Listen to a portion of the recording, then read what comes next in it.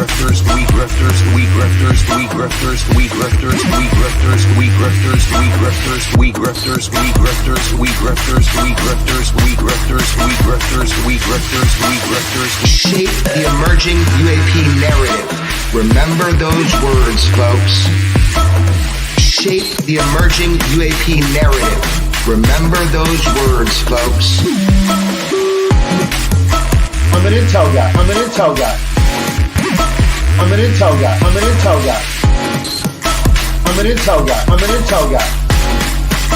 I'm an intel guy. I'm an intel guy. We grifters, we grifters, we grifters, we grifters, we grifters, we grifters, we grifters, we grifters, we grifters, we grifters, we grifters, we grifters, we grifters, we grifters, we grifters, we grifters. Multiple whistleblowers. Luis Elizondo.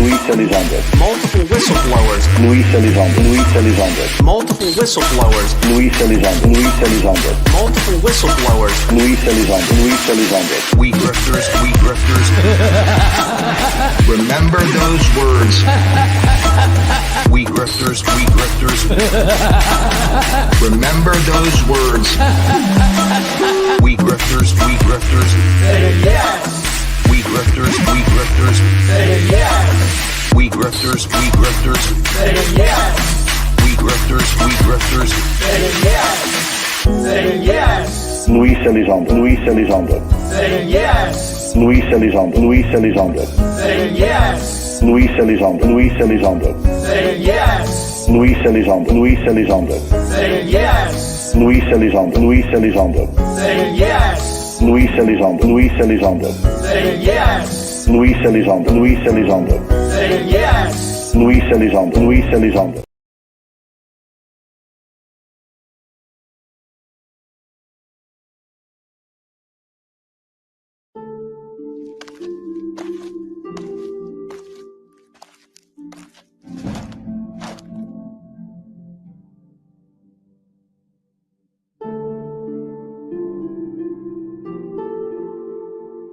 Hey, stop! Thief! Mine, guards! Stop right there, criminal scum! Nobody breaks the law on my watch!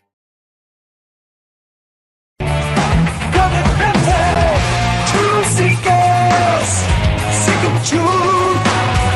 A truth so bold it's hard to hold. Truthseekers, truthseekers, yeah. Place the cash, place the cash.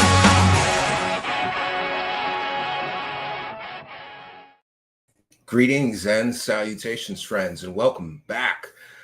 Today, we're asking an important question, and that is, do some people simply sell out to the UFO dark side to get the UFO cash? So many people have been asking me about Curt Jaimungal from the YouTube channel Theories of Everything. And I don't think that he's quite aware of the level of disgust that people are at with him. And for those unaware, Curt has his channel focuses on things like artificial intelligence and physics and science, but I think he discovered that, not a lot of people are tuning in to hear 3-hour conversations about theoretical physics. So he started hosting UFO grifters and scammers, which, by the way, I fully supported when he first started doing it, because at that time, he was doing what I felt was something extraordinary, and that is asking some of these grifters the hard questions.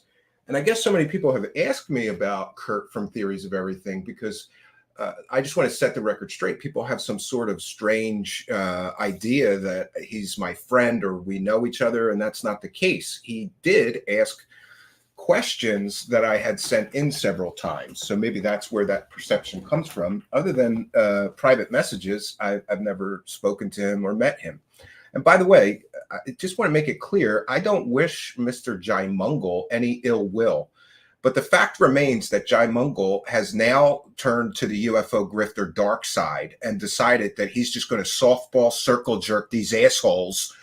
That, by the way, Curt, do you know how many proven fake stories Richard Dolan has been involved in? Tonight, I'm going to educate you and your viewers, hopefully, since you were either too lazy or too on the fucking take to do it, right? How are you going to interview somebody that's been provably caught selling multiple fake stories and who right now is, by the way, selling people fake fucking superpowers? He's selling people superpowers right now, Curt, and you don't even bring it up during the interview, and he's been caught selling multiple fake, provably 100% fake UFO and alien stories, and he and his wackadoo wife are selling people superpowers right now, and you're just going to take the money and run? No, I don't think so. No more on the take, Curt. From this day forward, every time you host a UFO scammer, I'm going to cover it, and I'm going to cover their history of scamming, deceiving people, selling people lies that you are actively ignoring so that you can put a few dollars in your pocket. By the way, Curt, what does your morality cost you? What does good ethics cost you? How much money have you made selling completely and totally fake people, selling completely and totally fake shit? People like Lou Elizondo, the fake UFO program director. People like Stephen Greer, who's also selling people superpowers. So I guess that's two people that you have interviewed that are actively defrauding the public, claiming to sell people superpowers, and you didn't even bring it up in either of those interviews, either with Greer or with Richard Dolan. By the way, it's Richard Dolan's wackadoo wife, who by some reports is a high-ranking Scientologist, which kind of makes sense. Since, many people in Scientology claim that they got superpowers from Scientology, like Hal Puthoff, but there certainly are others. And by the way, I don't know if it's true if she's a high-ranking Scientologist. I've sent in requests to Richard Dolan and asked questions, and no crickets. They don't want you to know that she's a wackadoo Scientologist that believes in goddamn Xanadu and Thetans and all this other nonsense. But Curt, he started off on the right path. He had good intentions, but I think he decided he'd rather just take the money and run than actually, deal with conflict. Here's one of the things that he did right. He asked Linda Moulton Howe why she was selling completely and totally fake pictures of aliens. Let's revisit that gem. This question is a tough question. You look like a tough lady with your leather jacket.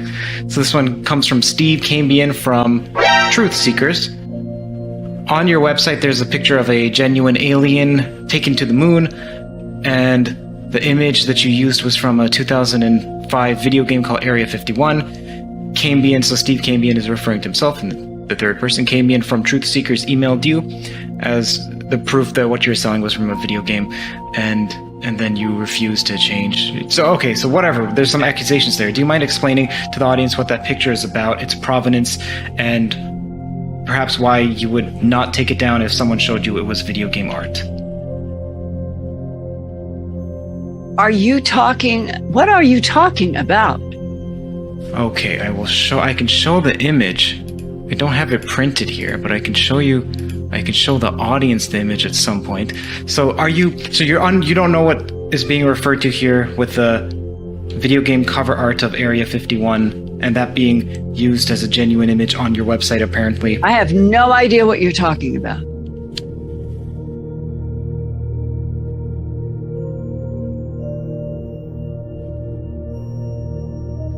Curt, I don't know why you are reducing the interview to this kind of petty stuff at the end. I really don't. I have been working as a professional journalist since 1968. I started at KNBC television. I went to ABC in Boston. I was hired to be director of special projects at the CBS station in Denver. I have corrected 1 million scripts. I have no idea, 40, 50 years, how many scripts. Information that is just elementary to being a professional journalist. And I have a tremendous number of awards that are even in boxes, 35, 40 professional awards as a journalist. Why you Yeah, so she made excuses instead of explaining why she was actively scamming people, putting a fake picture of an alien that actually came from a 2005 video game cover. By the way, I'm the one that caught her originally doing that. And here's the problem, Curt. She did the same exact scam a year after you asked her that question. We caught her a second time selling completely and totally fake pictures of aliens to stupid people for money. So, you did a good thing calling her out on the carpet. Nobody ever did. And we see what happens when you take one of these delusional fairy tale land hucksters and, pop that delusion bubble and show them reality. She lost her goddamn mind. I'm not going to play the whole thing. It's like 8 minutes long. The problem is that Curt at some point decided he didn't want to be confrontational, or he didn't want to ask hard questions. So then he did the Lou Elizondo circle jerk. How much money did you make circle jerking a fake Pentagon UFO program director, Curt?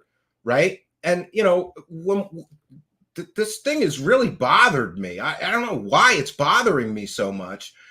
Maybe because some of us have to do real fact-based work and research, and we can't just circle jerk off fake UFO program directors and softball them and, put thousands of dollars in our pocket like you can. And I guess it started me thinking, like, don't you have some goddamn responsibility to fact check or research the scammers? You're literally hosting people that are scamming people, actively scamming people.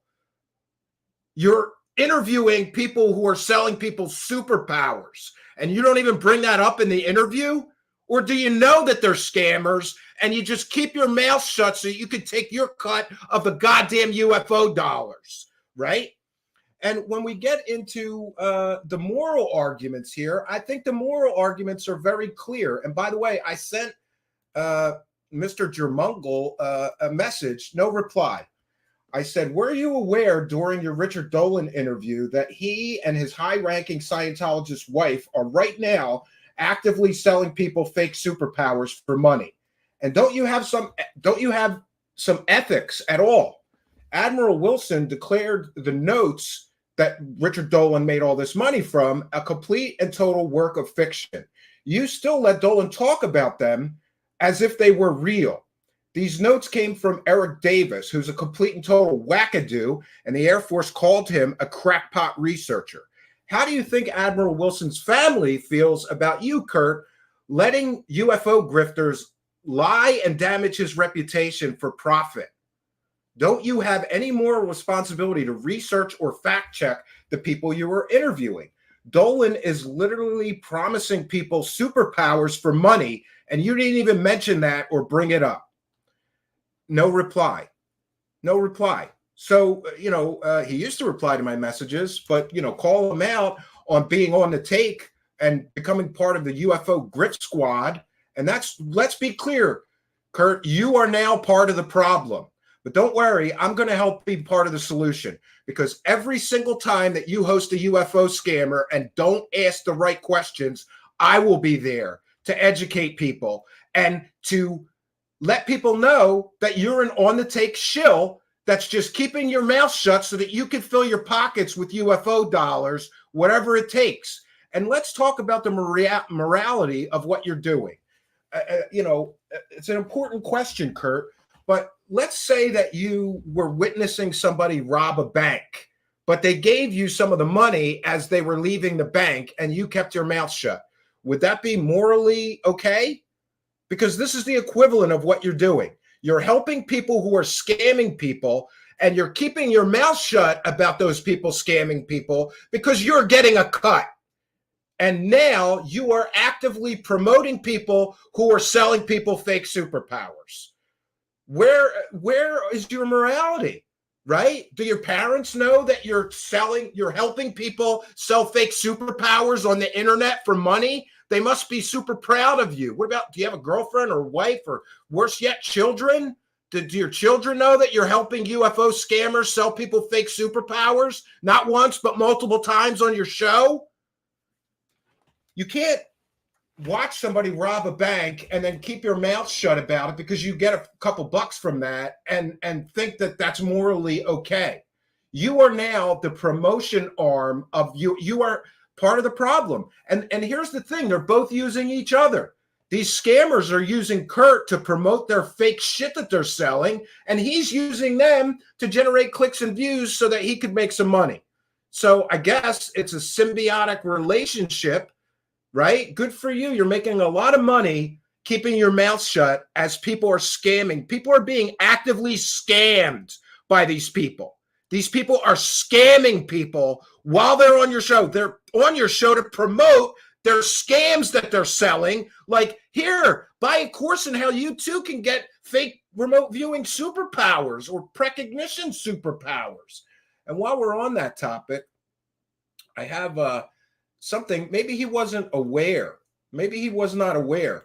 But Tracy Dolan, who's Richard Dolan's wife, is right now actively with him selling people courses in how you too can get superpowers. So you know what I thought, Curt? I would put my money where my mouth is. And underneath these two fat stacks of cash is a billet, a little piece of paper with something written on it.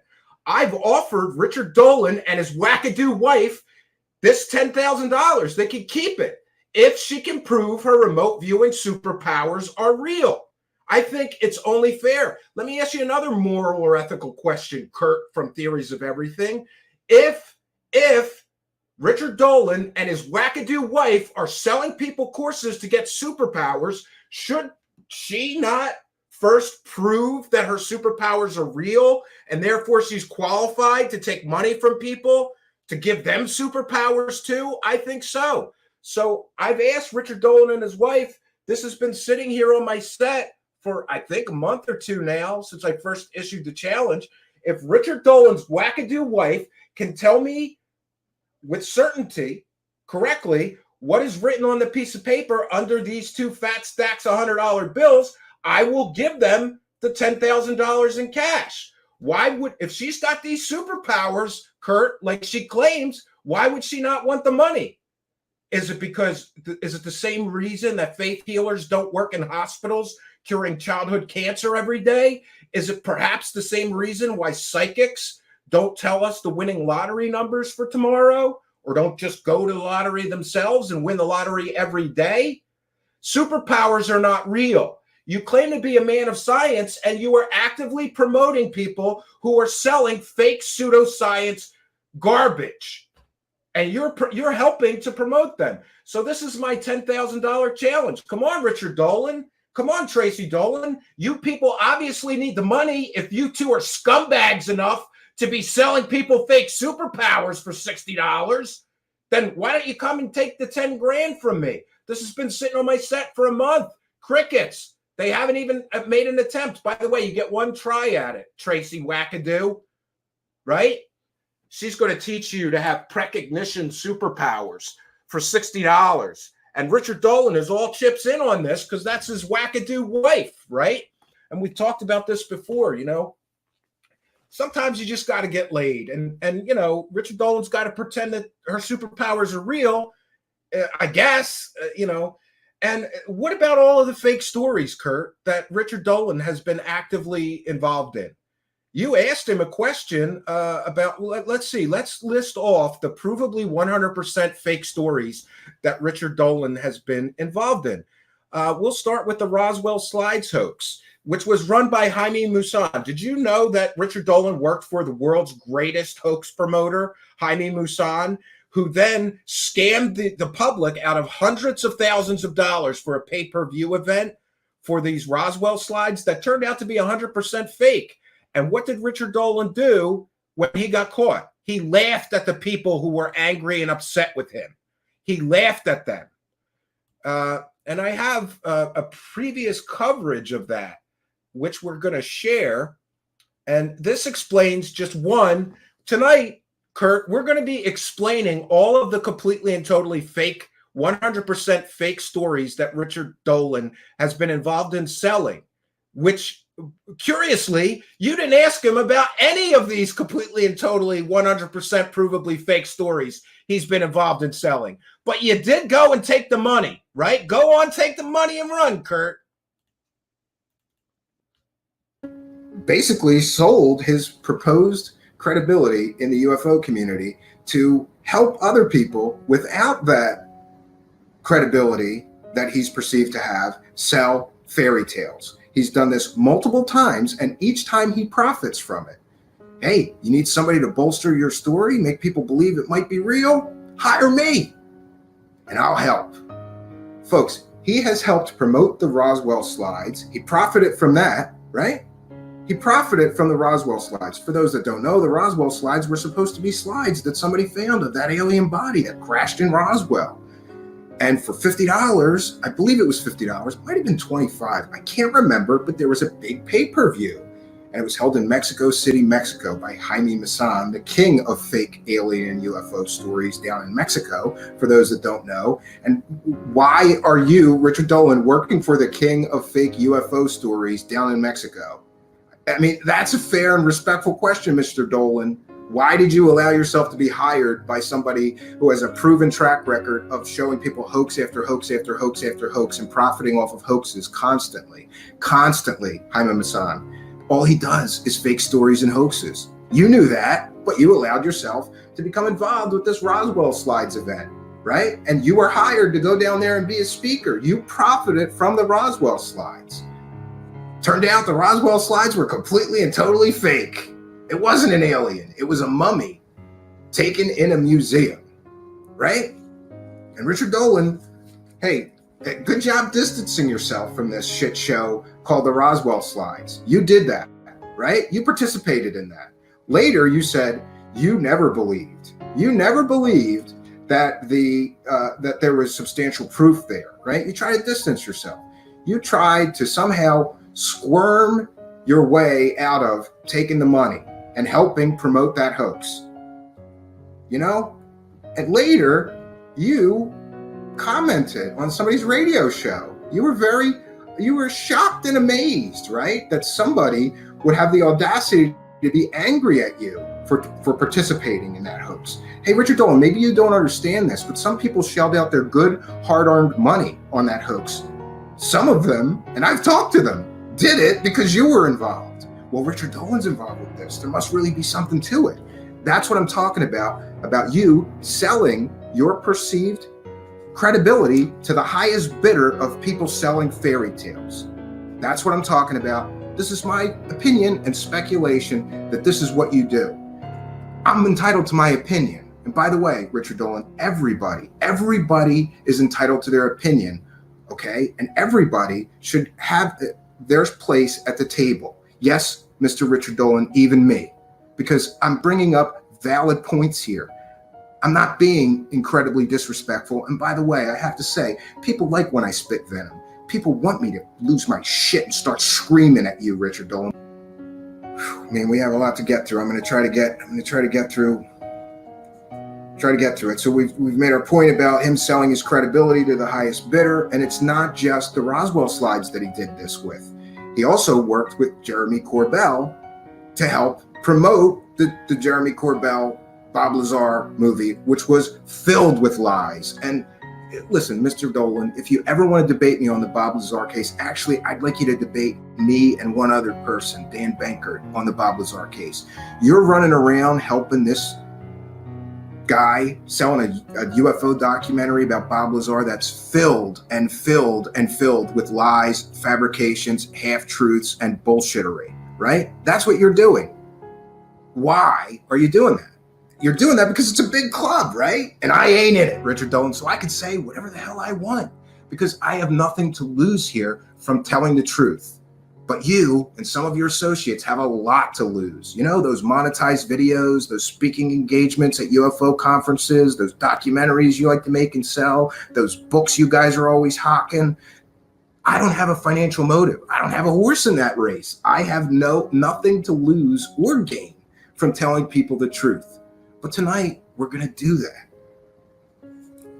So the Bob Lazar case is yet another one. Another fake story Richard Dolan is involved in. And the latest, and my favorite, the Admiral Wilson documents, who Richard Dolan claimed in a post, the UFO leak of the century.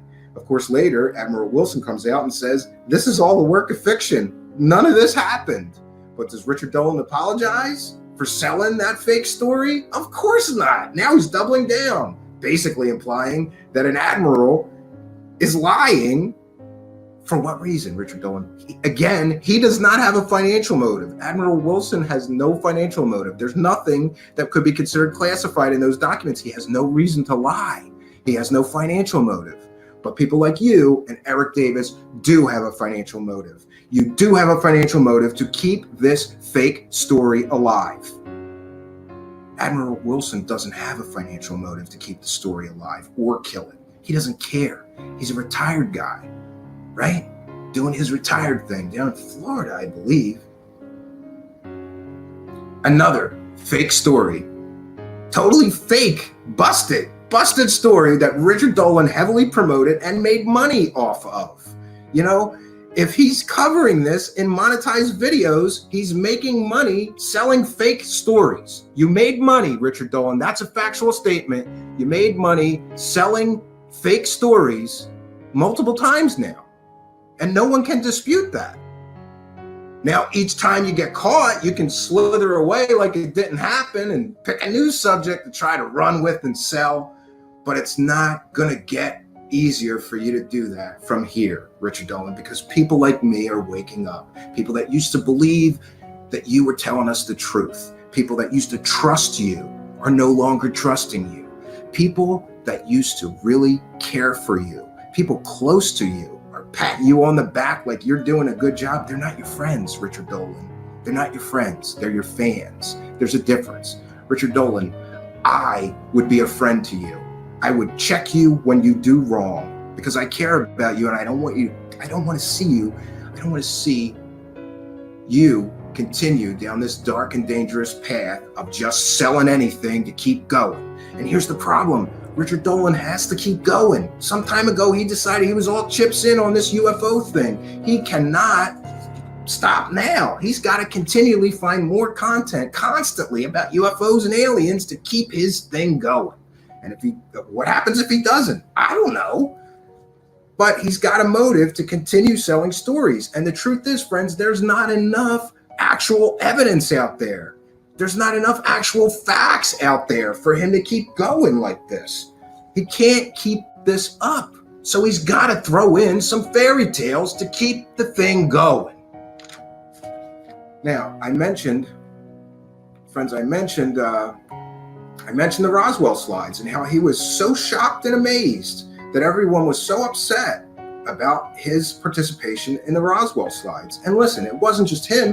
It was Don Schmitt and a few other very reputable, credible people. To his credit, Don Schmitt did come on my show, my previous show, and explain what happened, and apologize and attempt to, move on from making what was a terrible mistake. And I give Richard Dolan the same opportunity. Don Schmitt was man enough to come on my show and explain why he was instrumental in perpetrating a hoax. Was he, the guy doing the hoax? No, but he lent his credibility to the hoax. He got behind it. He got involved in it. He went to speak there, He helped promote it, which is exactly what you did. I didn't hear an apology from you.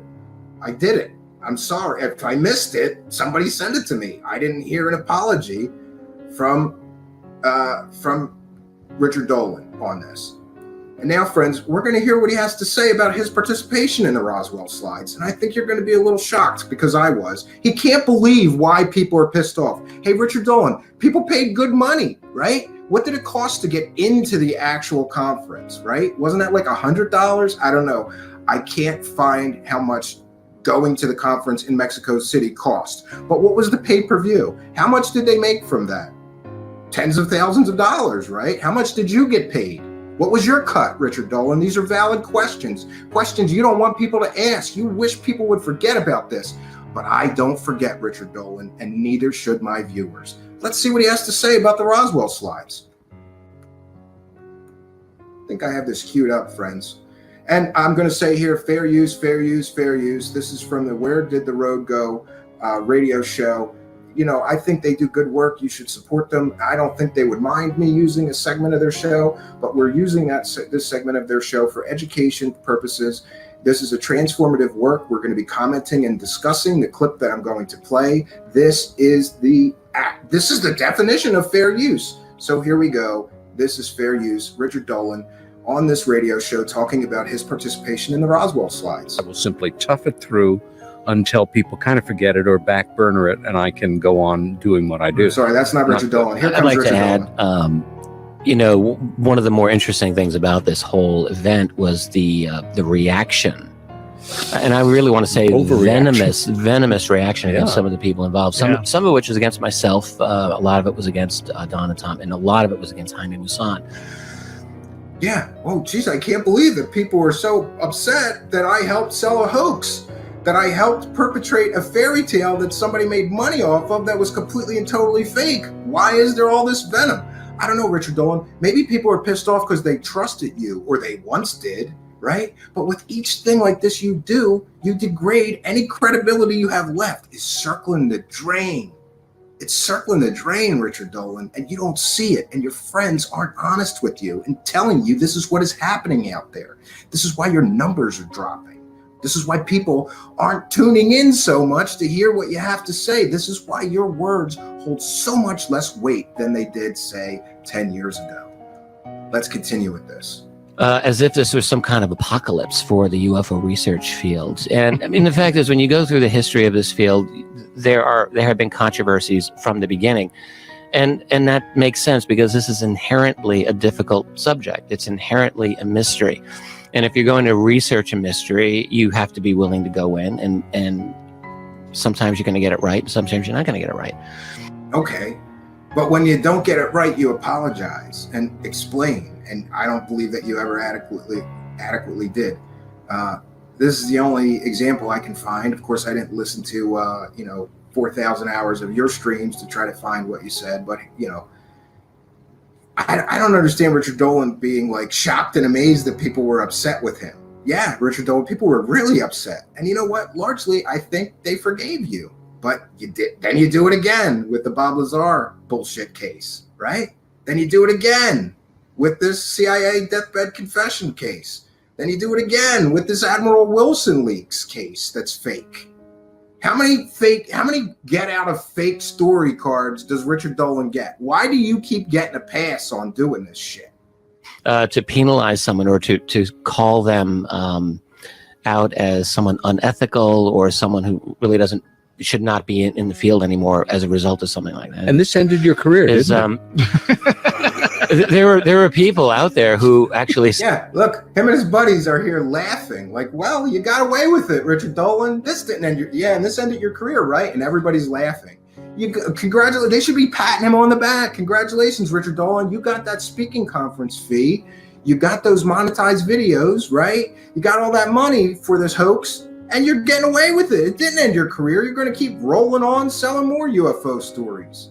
And, is it ethical, Richard Dolan? You mentioned ethics there. Is it ethical for you to take part in a hoax? Is it ethical for you to help a hoaxer sell a fake story and make tens of thousands of dollars from people? Is that ethical? You're upset because people said it wasn't ethical for you to do that? Maybe Mr. Learned college guy should go back to college and take a college level ethics class. If you can't understand why people said that what you did was unethical, you need to take an ethics class. Maybe you missed that class, Richard Dolan. I don't know. Said, well, Dolan's career is over. And I'm like, really? My career will be over when I decide I don't want to do this anymore. Thank you very much. And I think Don and Tom can say the same thing. But no, there's obviously a kind of histrionic overreaction that some people had. It's life, and you just move on, and sometimes you get it right and sometimes you don't. Yeah, sometimes you get it right. Sometimes you don't. Did you give the money back, Richard Dolan? When you get it wrong, do you give all the money back from the wrong cases that you're involved in, that you're making money from? Because that would be the ethical thing to do too, right? Okay, so that was and interestingly, take note of what I said in that video, because that was filmed several years ago. And notice that I said I don't want to see Richard Dolan go down this dark and dangerous path where he is willing to sell anything to make money. And now we're in the situation where Richard Dolan is literally selling people fake superpowers and fake psychic powers for money. So, you know, a little predictive there. What my concern was several years ago is that Richard Dolan would get worse and start selling more and more ridiculous things. And here we are. He's literally selling people superpowers with his wackadoo wife now. And yeah, I'm going to share my screen. And this is from this is what they're selling. They're selling the consciousness connection. And here's his wackadoo wife. Are we the quantum computers we are searching for? Remote viewing, dreams, ET, and the mysteries of our minds. With her unique lectures, Tracy combines her many years of academic and personal experimental study of different philosophies and disciplines of the mind to explore the possibilities of unlocking these inner dimensions and our greatest untapped resource. It is her belief that we are the greatest experiment unrealized. True final frontier. So the courses that they're selling are on remote viewing. They're on psychic superpowers. Yeah, and they have a whole bunch of wackadoos with them. Here's Russell Targ, who was convinced by fake psychic Uri Geller that fake psychic Uri Geller had real superpowers, right? He was convinced of that, along with Hal Puthoff. Some of these other people, I think it's interesting, they're lecturing on things like AI and they have no academic credentials to do so. So, you know, and by the way, I have no problem with people selling courses, but when you're basically saying, look, remote viewing, a mind expanding journey, you'll be able to access non-local information. Remote viewing enables individuals to access information about distant or unseen locations, events, and targets, often beyond the limitations of their physical sentence. This challenges our conventional understanding of space and time and encouraging a more open-minded perspective. Enhanced intuition. You'll become psychic. Engaging in remote viewing can sharpen your intuitive abilities. By learning to trust your inner perceptions and impressions, you become more attuned to subtle nuances in your environment and your own inner world. This is new age word salad nonsense. That's what this is. If you ask me anyway, I mean, how, and again, Curt, how is it morally or ethically okay that Richard Dolan and his wackadoo wife are promising people superpowers for $60 if Tracy Dolan herself cannot prove that she has superpowers? How is she teaching people to have superpowers when she can't prove she has superpowers? That's a problem. This is a form of new age consumer fraud, and they're actively selling this right now, Curt. And you are promoting Richard Dolan and keeping your mouth shut about this new age scam they're running. This is a new age scam. Nobody that paid $60 got remote viewing superpowers so far, Curt. That means it's a scam, and that means that you, Curt, are helping Richard Dolan and his wackadoo wife promote their new age scam on your 300,000 subscriber channel. Congratulations, you're helping scammers advertise their scams on your show. But back to Richard Dolan and his wonderful fake history of selling completely and totally fake stories. Listen, if it was just the remote viewing selling superpowers, I might give him a pass, you know. But the fact that he has been involved in so many fake stories that you, Curt, are ignoring on your show and selling people fake remote viewing superpowers, you know, listen, if I were Curt, let me ask you a moral or ethical question.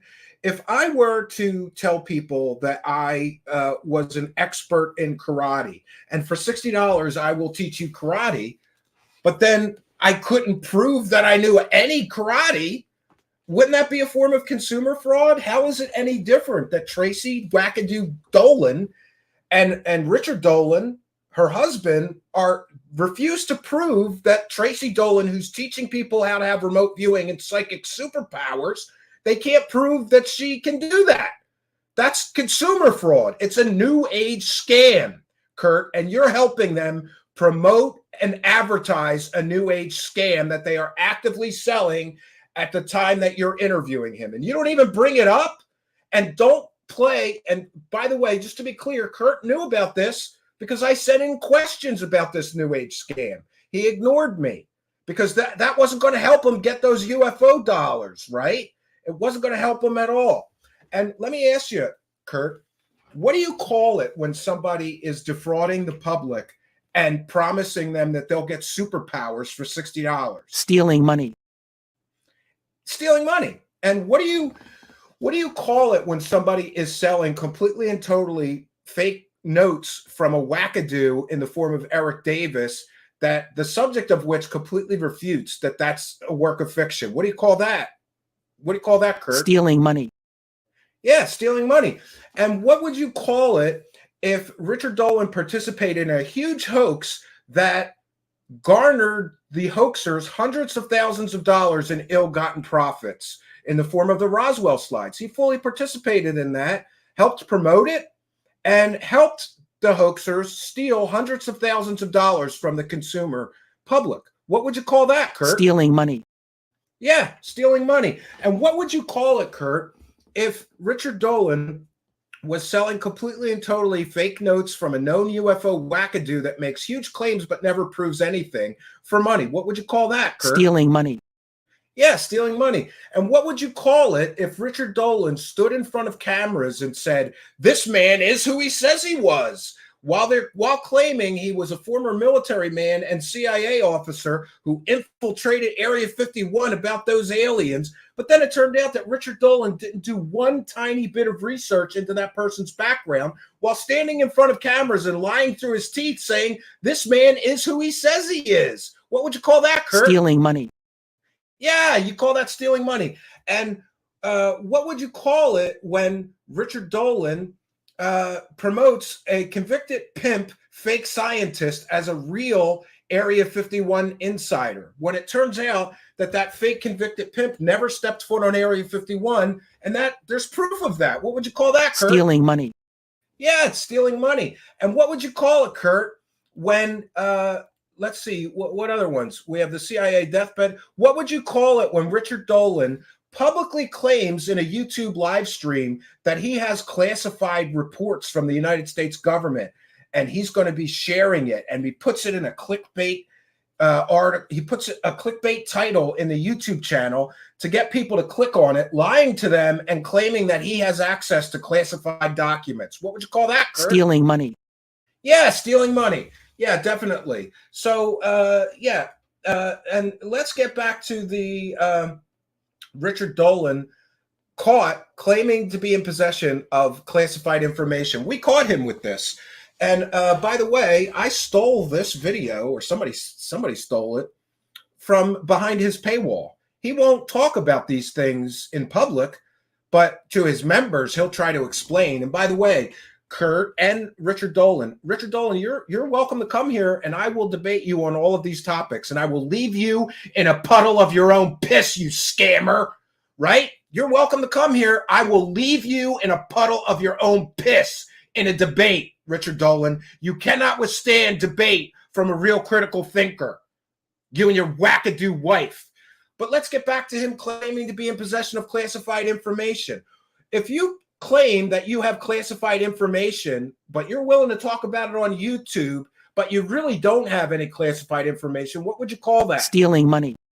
Yeah, stealing money. Let's get the details on that 100% completely and totally fake story Richard Dolan got caught selling by us.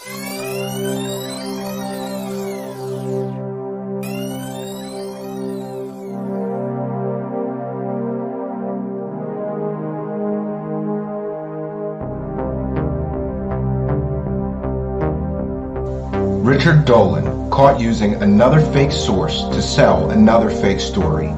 Richard Dolan lied. He has no classified information to share. If he did, he and whoever leaked it to him would face jail time. His source and the info he shared was fake.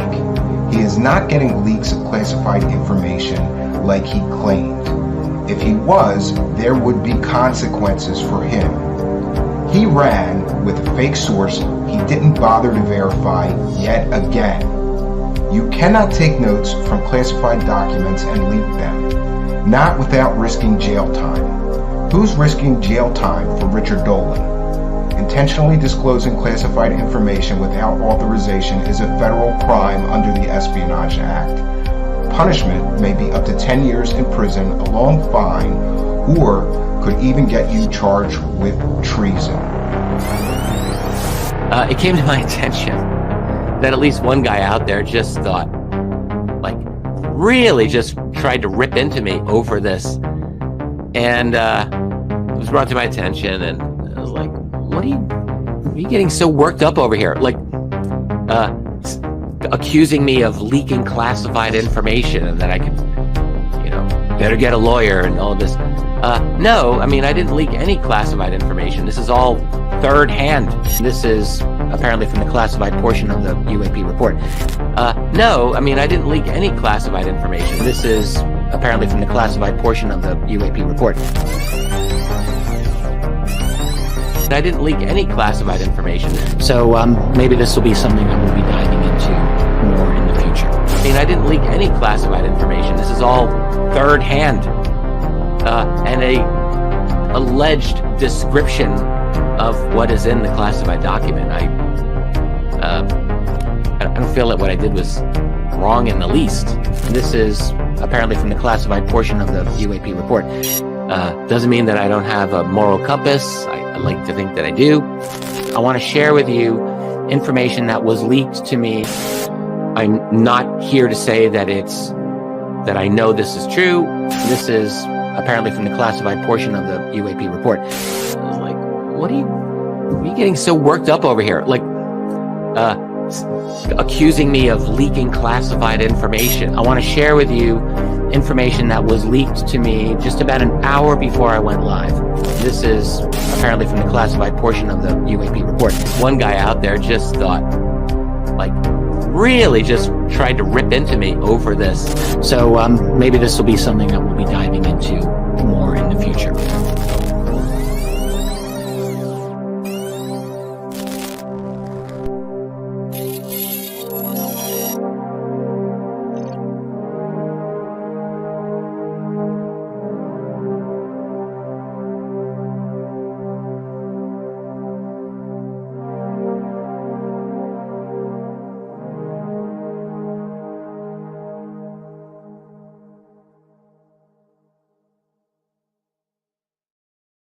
Yes, and to be clear, I was that guy ripping into him. Because to claim that you're in possession of classified information, but you're going to share it on YouTube for a couple of bucks is ridiculous and shows what a scumbag Richard Dolan has become. And listen, at some point, there exists a pattern to some of these people. How many fake stories, Curt, is Richard Dolan allowed to sell? And how many fake stories are you going to ignore that he sold when you interviewed him?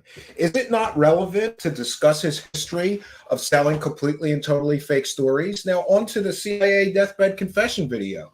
The first inkling that that story is completely and totally fake should be that it came from Linda Moulton Howe, the queen of completely and totally fake alien stories and completely and totally fake alien story sources. She didn't vet the person's military background. She didn't get proof that he worked for the CIA, and neither did Corbell, and neither did Richard Dolan.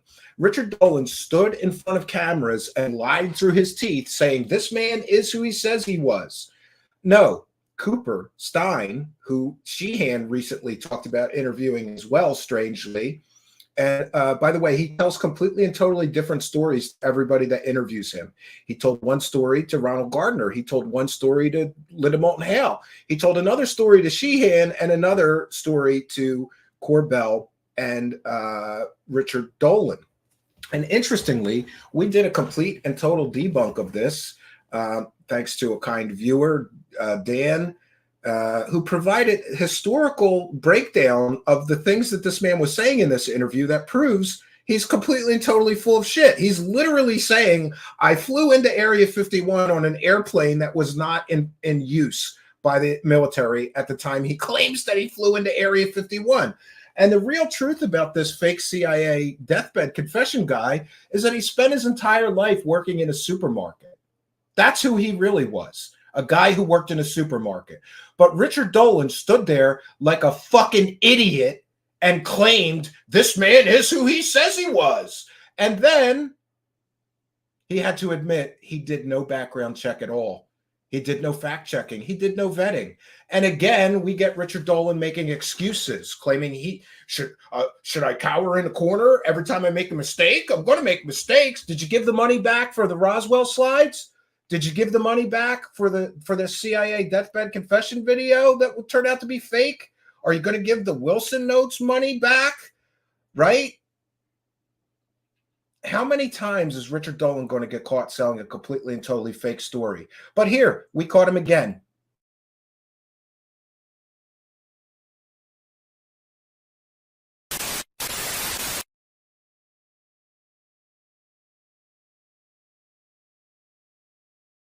This particular interview we're about to do, this is a man who's in the U.S. military, who's had experiences, he says, relating to knowledge of ET. The ET presence here on Earth.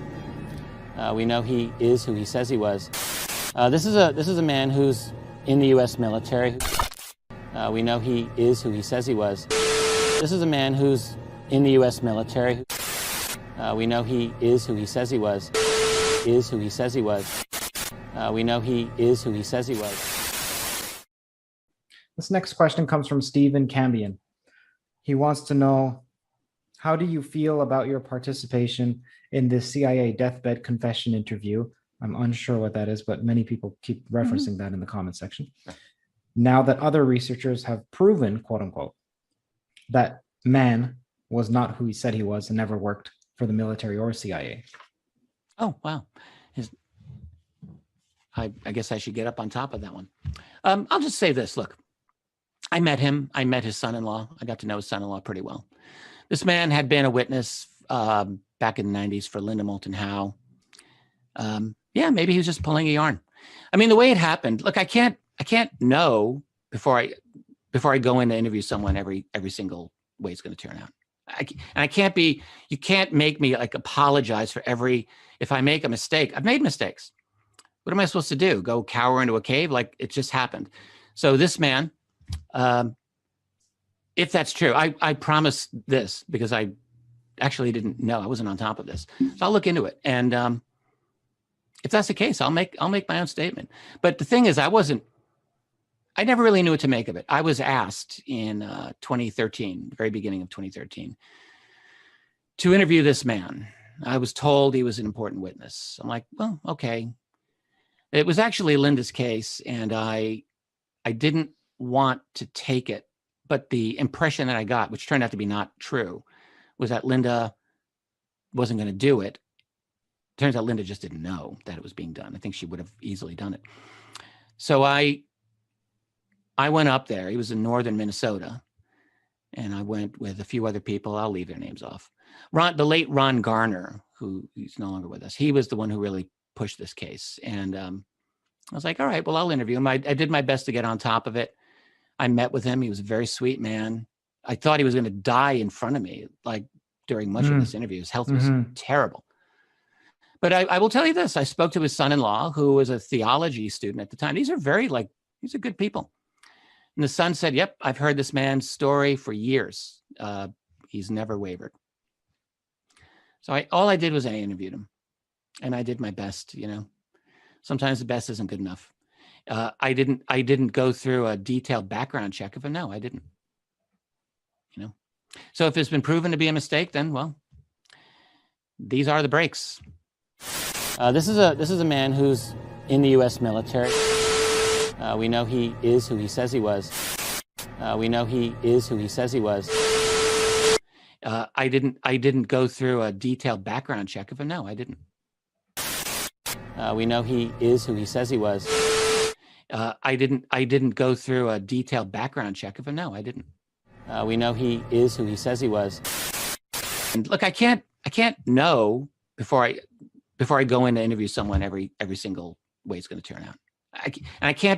You can't make me like apologize for if I make a mistake. I've made mistakes. What am I supposed to do? Go cower into a cave? Like it just happened. I didn't go through a detailed background check of him. No, I didn't. You can't make me like apologize for if I make a mistake.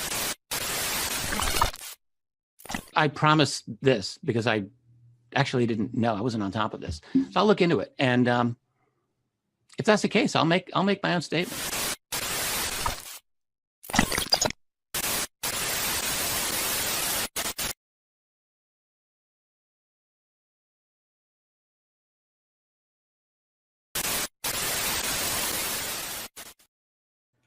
So this is quite some time ago that Mr. Richard Dolan promised that he would check into this and make a statement. Crickets, no statement. No statement. He doesn't want to talk about getting caught selling a completely and totally fake story. We'll take a moment to recognize some kind and generous people in the live chat, including Wreaking Havoc, longtime show supporter who just became a YouTube channel member again. And then we have Matthew A with a kind and generous $2.99 super sticker. Just so everybody's aware, we read every single super chat and super sticker. We thank everyone for their kindness and support. We're a viewer-supported show. Matthew A, have you read the ICIG semi-annual report? No, I haven't. Please do send me a link. I'd be very interested to read that. And thanks for bringing it to my attention. John Chow, with a kind and generous $2, says, stealing money, praise the cash. M with a kind and generous $1.99. FYI, 2 UFO guests in 9 months is not a grift. It is when both of those guests are provably selling fake stories and the show host doesn't mention it. Do you know why Curt gets these interviews? He gets them because they know now, I think, that they're not going to face any hard questions. He literally had a Stephen Greer UFO ass licker do the Stephen Greer interview with him. And by the way, I sent Curt all of the information about Stephen Greer and his various false claims, like briefing every U.S. president, like claiming that members of his team were assassinated, like claiming an entire company in, I think it was the state of Michigan, got murdered because they were developing free energy, like claiming to go on a secret mission with Billy Gibbons from ZZ Top.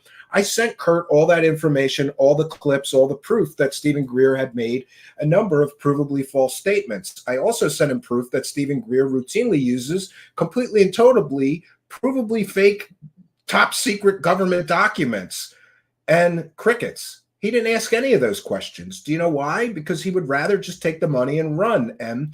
But I thank you for your opinion, and I appreciate the $1.99. So, I don't know how long we're going to go through the rest of this, but, you know, if you ask me, taking money and claiming this man is who he says he was, when you didn't do the most basic fact checking about that guy to find out that he was just some old bullshitter that liked to tell people alien and UFO stories, you know, that's a form of consumer fraud. You can't stand there and say this man is who he says he is when you didn't check. It's lazy and sloppy at best. And once, catching Richard Dolan once, you know, everybody can make mistakes. Certainly I've made mistakes, but we own up to them here. We apologize for them. We correct the record and we move on. And if you just take the money and run and you don't correct the record, that's, to me, that's a form of consumer fraud. Just like selling people fake superpowers. You know what I think that is? Stealing money. Yeah, I think that's stealing money. So we're going to put our fair use banner up and we're going to go into some of this interview, this circle jerk extraordinaire. And I'm here to tell you that going forward, every time Curt from Theories of Everything hosts a UFO scammer, I will prepare a show like tonight. And I will give people the other side of the story, that he's too cowardly or too greedy because he wants to fill his pockets with the UFO dollars to give people the truth. We'll do it for you. We'll do your job for you, Curt. And by the way, you know, I'm trying to be as kind to Curt as possible. He did start off with the right intentions, but like many people, he fell to the dark side because the allure of the money. He's getting these interviews because these people know that they can promote their fake shit that they're selling, like selling people superpowers, and Curt won't even bring up. How ridiculous is it, Curt? You're supposed to be a man of science and you're helping somebody sell pseudoscience promises of superpowers. You know, at some point, and listen, he's a smart guy.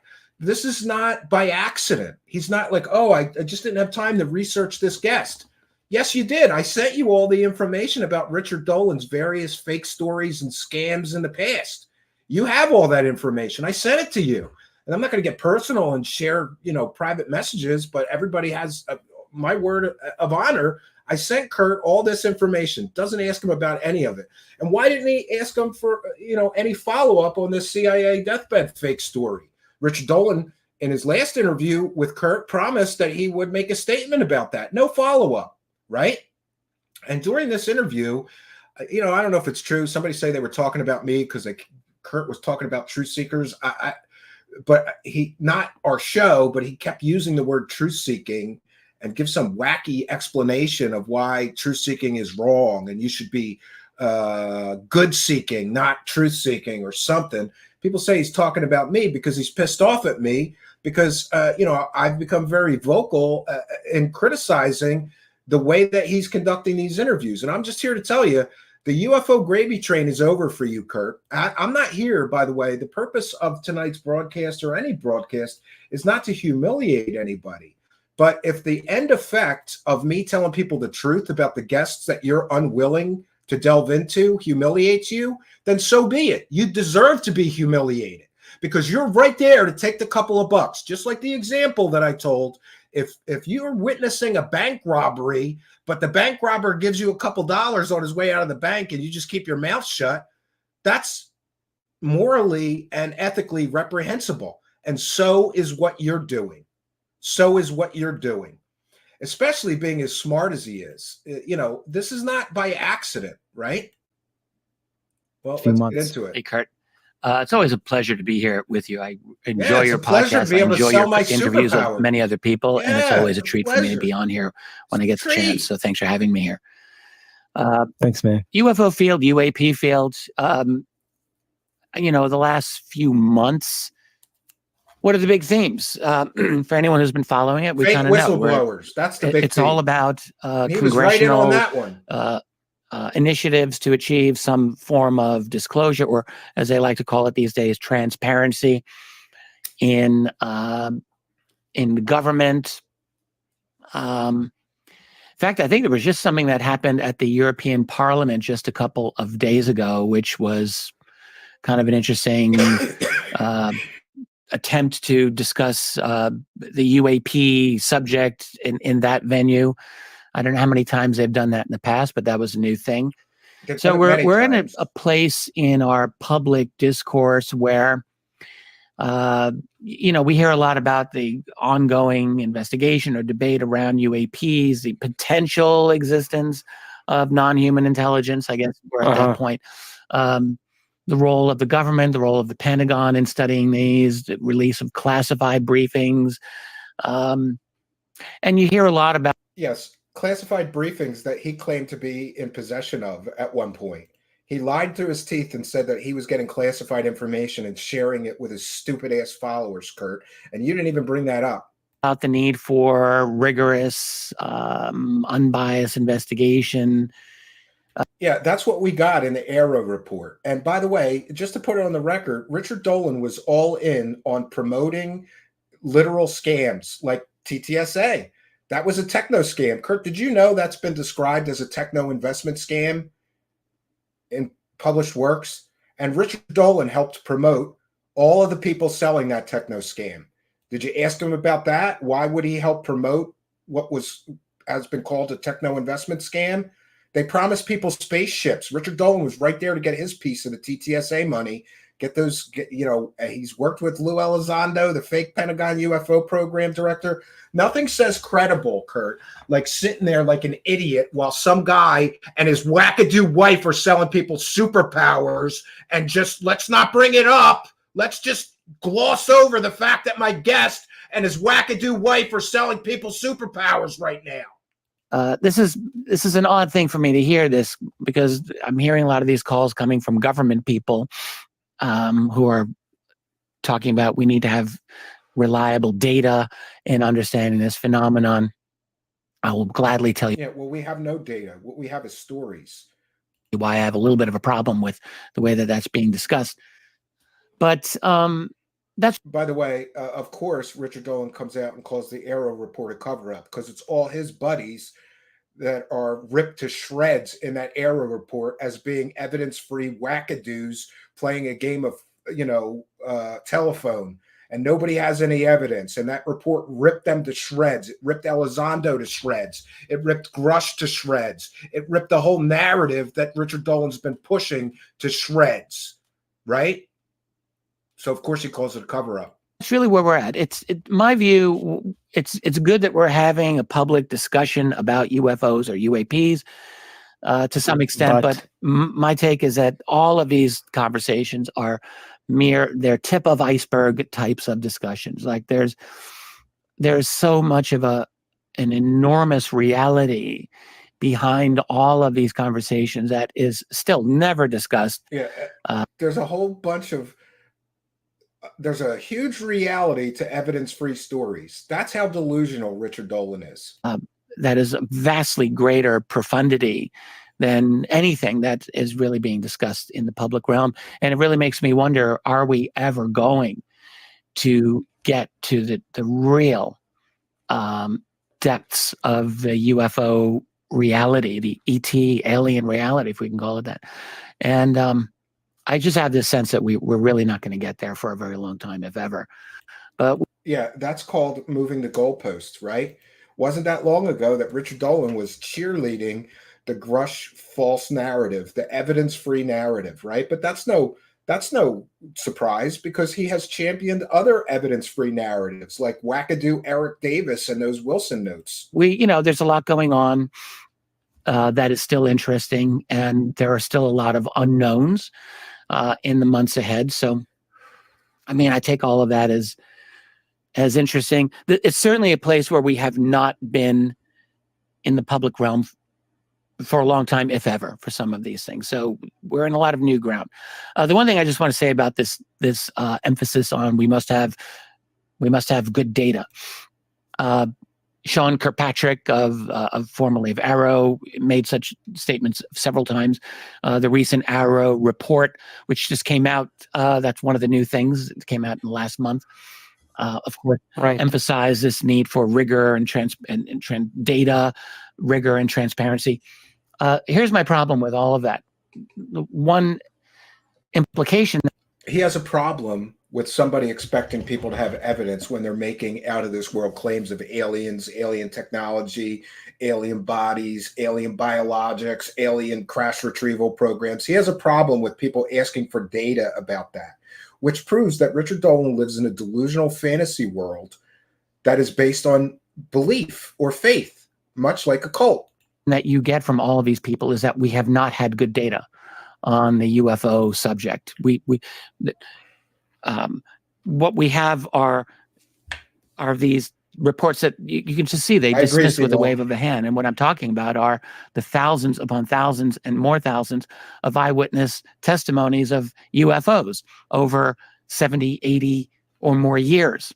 That just gets dismissed. That's not considered data. That's not even considered anything. It's as if it never. Because it's mythology. That mythology and stories is not data.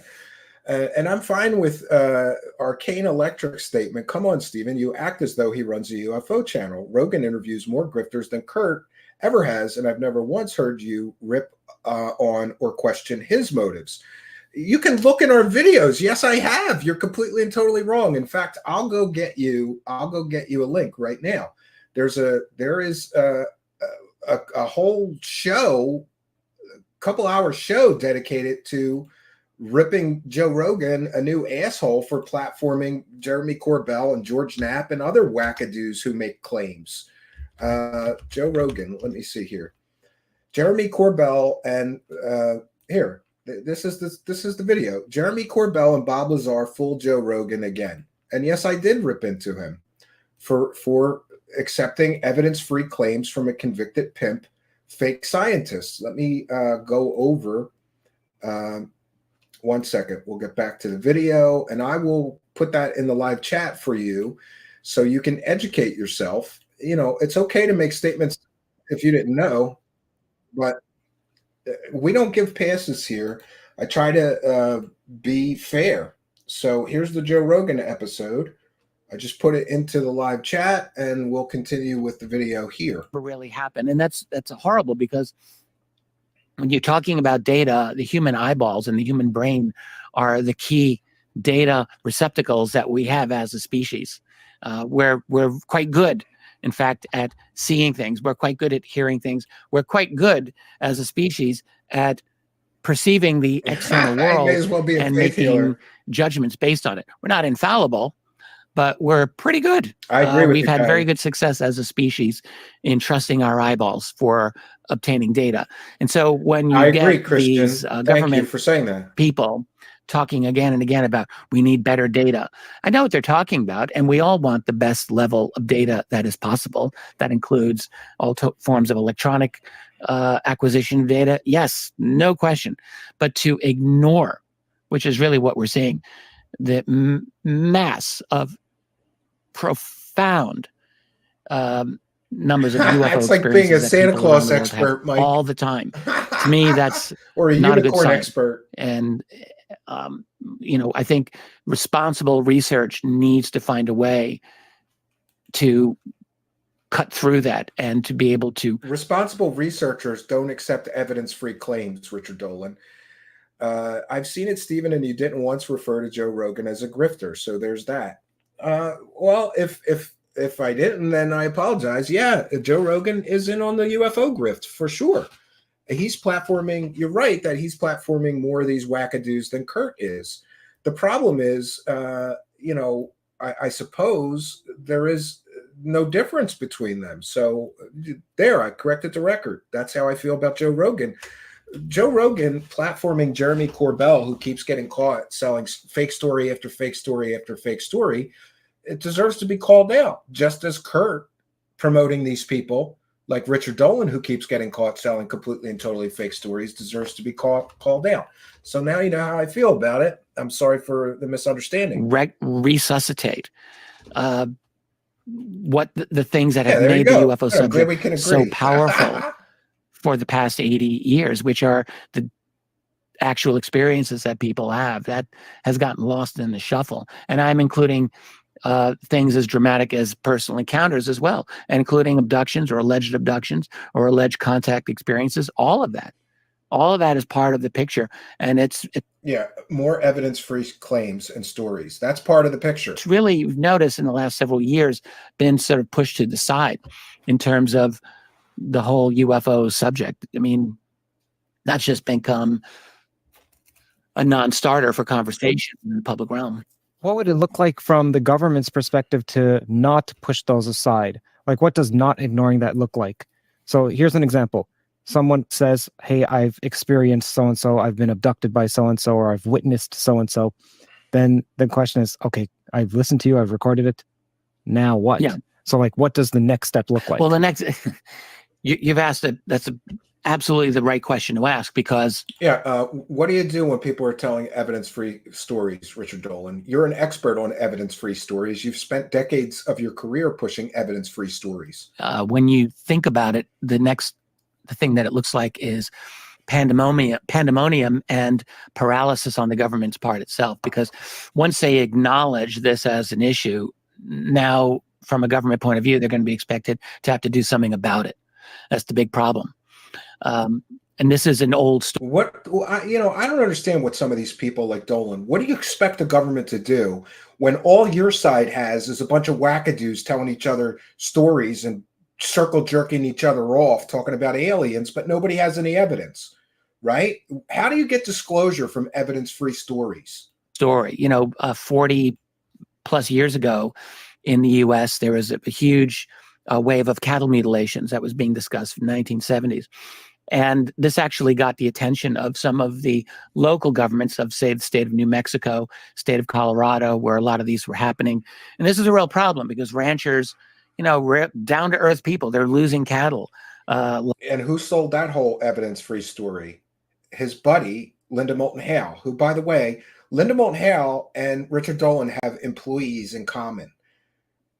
They share the same, I think, manager, and also they're sharing a social media person. The person who runs Richard Dolan's social media, his Twitter, his Facebook page, whatever, also runs Linda Moulton Howe's. Lots of heads of cattle. It's expensive as well as a crime against these animals. And so there was a call to get the FBI to investigate this. The FBI just said, absolutely no way. We don't want to touch Could this. be, Patty. The state of New Mexico did an official investigation. And I remember when I studied this some years ago, it was kind of a sham investigation. I guess I'll just leave it at that. But what could they have done? What would the state of New Mexico have done if their investigator had said, yeah, these mutilations seem really, really strange from an agency that we don't really know who they are, but they've got very, very advanced, like portable lasers that we don't know how they can do what they're doing, the types of cutting, how they take the blood out without it being like, this is a mystery. For them to say that puts them in an impossible position politically, because now they become responsible for solving it. And realistically, there probably wasn't a solution that was readily available. And I think the same kind of problem exists today. If the government were to acknowledge I wonder that about there that are myself, abductions, Eileen. alien abductions, let's just get right down to that. What can they do about it? Well, what it would do is nothing, it would 'cause there's open no the evidence. door to a lot of other questions that some people might ask, like, have you known about this for a while? Have you made a deal with these other beings? Is like rumors have discussed this over and over again. It leads to a Pandora's box of questions that there are not any good answers for. And so you can see like their motivation is absolutely to keep as tight narrative control over this as possible for their own ability just to deal with this in terms of the public. So I understand that. But from the public's point of view, people still want to know what is true and what is not true. So there's a real... Yeah, and in order to know what is true and is not true, that has to be established by facts and evidence, not by people telling stories, Richard Dolan. difference of motivations on the part of the people who are experiencing this UFO reality, and the government agencies that, you know, their concern is maintaining public order, certainly maintaining their control over society. That's really what they want to do. They want to maintain their control, and this doesn't help. So, you know, this is one reason I think there's very little likelihood that we're going to see genuine forward movement coming from government sources on the matter of true UFO, UAP transparency. It'll go so far. The other problems are just as difficult. I mean, I've said this before, listeners, if they've heard this, forgive me for saying it again, but we're living in an era in which you're seeing all around you centralized digital control over populations, and it's coordinated. This is not just one nation. You can see there's obvious centralized global coordination of many, many nations. Oh, he's something of a conspiracy theorist as well. To digitally monitor, minority report, as it were, their populations for a kind of soft version of totalitarianism. That's pretty funny. It's an environment in which you are not supposed to believe in conspiracy theories. That's considered definitely out. Yes, it's the same thing. To LW. acknowledge the true depths of a genuine UFO conspiracy, the mother of all conspiracy theories. What is bigger than the UFO conspiracy? You got JFK, you got 9/11, you got COVID, then there's aliens. I might think the UFO is the biggest of them all. So for a government agency or a president of the United States Patty, to go out and just say, drag on. Yeah, well, we don't want you to believe in conspiracy theories, except, well, the UFO one, yeah, that's true, but none of the others. Like, that's not a good place for them to be in. So we're at a place where the tendencies of the modern world that we've created, I think, are strongly mitigating against. This guy can talk the ears off an elephant, right? Nothing but speculation, nothing but bullshit. You know, show us some evidence. Why don't you just show us some evidence? Oh, look, we have to thank some kind and generous people. Go Kick Rocks with a kind and generous $20 super chat. No message. Longtime show supporter and frequent guests here. Go Kick Rocks. You got to come back on the show. Same for Steve Long, longtime show supporter and often guest here. Steve Long with a kind and generous $9.99 says, big props to Cambion for crusading against the bull year after year with tenacity, integrity, and prowess. Well, thank you for your kindness, generosity, and support. Very kind of both of you. Thank you both for helping us too. like music to my ears. And just so everybody is aware, we read and thank every single super chatter, and we thank you for your kindness, generosity, and support. Also, we'd like to take a moment to thank you, Patreon supporters and YouTube channel members. Against open public discussion on this, that will take it to a place of genuine truth. So it's a real problem. Like, we're in a situation where we've had 30 plus years of internet. We're kind of used to being good researchers. The internet's made people far better at research than we ever were before the 1990s. So there's that. But at the same time, well, that part is definitely true. Before the internet, you actually had to go to, like, libraries or, interview people in person. It was more boots on the ground. Now, what we have, though, the problem with the internet is we have a lot of right-click researchers who, if information is not on the internet, they can't find it. I'm often shocked and amazed at the information that I uncovered just by picking up the phone. People don't even do that anymore. You can see over the past quarter of a century, at least, governments have seen this and they don't like it. They don't like that. So we've seen a kind of reaction against the freedoms of the web toward this attempt to control narratives. We see it with collaboration with big tech. We see it still with the legacy media. And so you've got these two different forces at play. And it's kind of tricky. Like, if we were still in the era of the 1970s, it would have been a lot easier for governments to do what they are trying to do. But the fact is, many of us have expanded our worldviews dramatically over the past few decades, and we know how to do good research.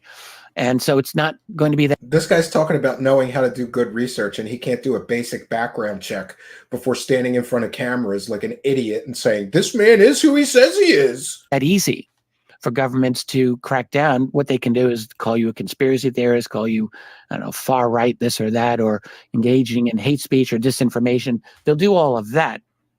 But the fact is, it's very difficult. We've got two fundamentally different motivations and directions now that have emerged in our society, where the people have a very definite interest, some of us anyway, in researching and getting to the bottom of the UAP subject, whereas there's an inherent interest by senior bureaucrats, government agents, private black budget people to do exactly the opposite and maintain strict control over that narrative. And isn't it interesting? Blame the deep state, blame the private corporations, the special access programs for hiding the UFO secrets, or maybe, just maybe, there's just no evidence. So that's an excuse for why there's they're hiding it. That's the drama that we're seeing today, and I suspect that will continue to play out. So you mentioned that the government doesn't want to admit to there being cattle mutilations because then they'll have to answer to why we don't have the power to find out more about them, or how long have they been covered up. What about the government admitting that there are objects in airspace that we don't own? You're right, we don't Amy know Collins. who owns them. We don't think it's Russia. We don't think it's China. It's my understanding that that's been admitted to. So is that a step in the right direction? Well, it's been admitted to behind closed doors. Yes, that is definitely, I think we can say that has happened. So there have been classified briefings with members of Congress in which these types of realities are definitely being discussed. But what is the source for that? Oh, there's classified briefings that these things are being discussed. Not publicly. I mean, you have some members of U.S. Congress who have gone on the record to say, yes, this looks pretty far out there. Right, and, but that's not the same as disclosure. That's a kind of semi-disclosure from actual government employees, like Pentagon people, for example. They have not done anything like that, not even remotely. The most that they've done is to acknowledge that there are some UAP out there that they haven't been able to explain. But, you listen to the Pentagon spokespersons, Kirkpatrick and many others, who have basically come back to saying, well, maybe China or maybe Russia. They leave this open as if some foreign adversary, some other country is behind some of these, without really bothering to get into the details. Like, who's going to get into the details of looking at the 2004 Nimitz encounter and actually legitimately try to explain that as Russian or Chinese technology? It's absurd. So no one does that. But they yeah. kind of leave the There's no possibility that the Nimitz encounter was Russian or Chinese technology. It had to be aliens, right? It's like he's already reached a conclusion before seeing any evidence. It could very well be adversarial technology. It might have been our own technology. But let's just jump straight to aliens because that's what sells. this implication out there. I'm not really seeing a lot of emphasis by actual government spokespeople to acknowledge that this phenomenon is real. And I think they're going to continue to fight against it for as long as humanly possible. I don't see any motivation on their part. You mentioned that there's this tip of the iceberg that's being explored, but that leaves the whole underneath the iceberg unexplored, and you weren't a fan of that. So the tip of the iceberg, I imagine, is just stating that there are some objects in the sky that are of unknown origin. You're right about in that. some nuts and bolts manner. He's very careful And in his speech. further down in the iceberg is cattle mutilations and abductions, etc. So if it is the case that there are government-recognized abductions and government-recognized cattle mutilations, etc. That's funny, Arlene. Then I'm sorry for your loss. would it not be like one has to start investigating from some perspective? So there's always going to be some tip of the iceberg that's just there. And when feeding a squirrel, you go, "Hey, do you want a little nut?" Like you don't go, "Hey, do you want a nut?" Or like when courting a girl, a woman, you don't ask, "Can I marry you?" right from the get-go. You say, "Okay, do you want that? That's a nice painting. What do you think of that painting?" Like super indirect about it. So in some ways, this indirect is like, okay, well, there has to be some natural entry point. Do you feel that we're not at the natural, that there's a superior entry point? That's another excellent question. I think they're both full of shit, Elmer. It all depends on how we perceive the motivations of those people who actually have access to the information and are parceling it out. So if we were to assume the best of intentions on the part of our governing structure, I would say that this very, very slow acculturation is probably a smart approach. I've spoken to a number of other folks who are very closely associated with some of these efforts, and I think some of them have good motivations, and I think this is what they believe. It's like, look, you can't tell the public everything at once, which is kind of what you're implying here. And I think we all agree with that. The reality of what we are talking about is undoubtedly of such a profoundly different kind of understanding of life. 17 minutes, and Dolan has said nothing so far. The universe. Philosophical ramblings of a UFO Kool-Aid drinking cult member. Everything, as Douglas Adams put it. It's such a radically different understanding that, yes, we would want to go slowly. Good point. The question that I guess I keep asking is that actually the motivation, or is it more just delay forever? And I do suspect it's the latter. I don't believe that there's an actual disclosure plan that the United States government really is promoting. I think that there is a disclosure plan that a few members of Congress have offered to put out there. Whether that's going to go anywhere, though, is a wholly different question. So my feeling, my guess, if I could just say that, is that off an elephant and still say nothing. This process will be dragged out for 50 years or 100 years or for 500 years if they could do it, drag it out that long.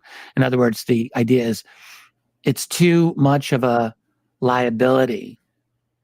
Oh, well, that's interesting. Other people are predicting disclosure by 2030. He said they're going to drag it out for 50 or 100 years. That's just him being safe. This way, when disclosure never comes until he's 80, he'll still be grifting at UFO conferences. He'll have an excuse for why disclosure never came. Well, I said it's going to take 50 or 100 years. For government agencies to truly come clean on this. There's just too many questions. If we have, that is, an engaged public that's willing to ask the questions, so if you have a genuine disclosure, people will want to know, how did you manage to fool us for so long? What does that say about the institutions that we're supposedly trusting in, our media? Have you controlled our media? are about our politicians. Have you blackmailed or controlled our politicians or our academic institutions? Like all of them would be complicit, and all of them would have to be a lot of repercussions as a result of that. So there's that. And then on top of that, simply the more philosophical ramblings of hope-sos, maybes, possibilities. No fact. question of what does it say about hidden technology that you have? Can we have some of this hidden tech? Do you have free energy? Maybe they do. Maybe they don't want it to release the free energy for all kinds of reasons that they might consider legit. They may there's proof that free energy exists. So Curt is right now promoting pseudoscience with a guest. Lose money because if they own, huge swaths of the petroleum industry, there's that. But there's also just the disruption, global disruption. I think these are things that they fear. Any kind of dramatic changes. So no, I just have this sense that that there's not going to be a genuine, honest disclosure. But you just look at the United States. When has the United States government ever truly been honest about anything? I mean, I'm not trying to be difficult here, but the United States government lies about literally every single thing of importance. Why should this be any different? So I have very little faith or trust in the governing institutions to think that they're going to be acting in the interests of the people. I don't think they act in the interests of the people. And yeah, I don't know what he wants the government to do. If you're the people making the claims about aliens, shouldn't you provide the evidence? But all these people, they can. It's easy to claim government cover-up. Show us the evidence. Why don't you, the people making the claims, show the evidence? Much of anything that I could think of. So, but in general, I would say yes. If you've got this huge secret, you want to parcel it out bit by bit, but they're really not doing that. They're not parceling it. Anything that's come out has been against their wishes, not as part of a well, I'm plan. sure they lie about a lot. You have a faction within some members of the classified community. That is true. A lot of them are retired, some are not retired, and they have always believed in some greater level of information coming out on this subject. That has always been the case. That's been the case for decade after decade and generation after generation. There's always been such people. And it just so happens that they have had enough success in the last few years to get some of their message out there. That does not mean that this is a formal, is formally sanctioned by the actual United States government, the actual powers that be. I don't believe that has been.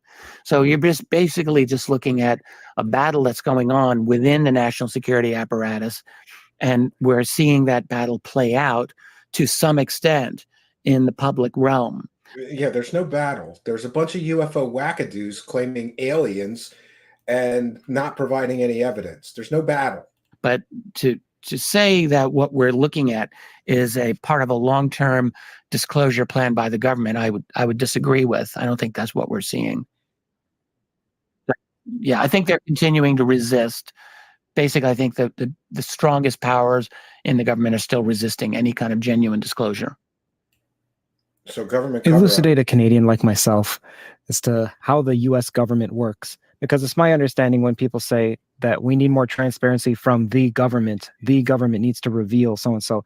They're saying the government as if the government is a unified whole, and from the way that I see it, there could be sub factions. You mentioned the word factions, so just sub elements of the government, many of which are competing with one another, many of which don't have, well, maybe none of which have the entire picture nor control over it. Rather, it's a multi-dimensional game of tug of war. Exactly. Wise monkey, so firstly, right do you that. believe that there's some faction or some subsystem of the government, some sub-department of the government that has the largest idea of what has the largest picture of this phenomenon?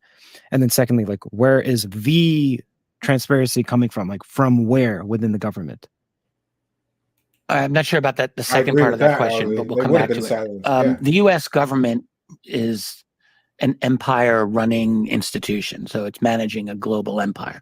So that's one thing where it's different from the Canadian government or any other government. The United States is like ancient Rome. It's running the world, or it's trying to run the world. It's finding that power is fracturing and breaking in every direction it looks right now. But that is the goal. And so, and just like with ancient Rome, by the way, the original institutions that developed out of ancient Rome, i.e. the Senate, were really not able to manage that empire effectively. The Roman Senate was designed to rule Roman people in Rome.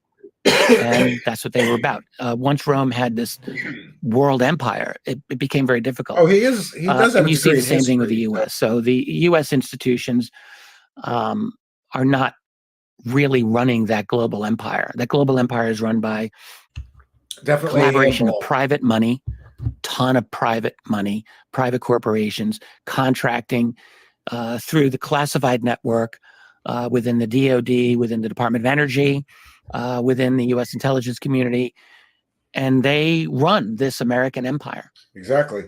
They run this American empire in conjunction, obviously, with international finance, banks, and everything else. And that's the actual government. It is a labyrinth, and it's got competing factions, as all empires have always had. You've always got competing factions. It's too big not to. And so, when we're talking about where are the actual levers of power, where there are many, depending on the subject that we're talking about. So with the UFO subject, we know a couple of things. For those of us who've studied, for example, Eric Davis's notes from his conversation with Admiral Thomas Wilson, which he wrote. Now, here's where I have a problem, because Curt Jaimungal is keenly aware that those notes are fake. He knows those notes are fake. He knows there's no proof that they're real or true. And he knows they came from a known UFO wackadoo in the form of Eric Davis, who also claims that poltergeists followed him home from Skinwalker Ranch, and that the government's in possession of alien bodies. He said that in the New York Times several years ago, but never proved it. And Curt just lets him talk about these notes as if they're 100% real. That means you are in on the grift, Curt. You're in on the scam. You're helping a scammer sell a completely and totally fake story without interruption. Congratulations. Wrote more than 20 years ago, which were leaked to the public in full in 2019.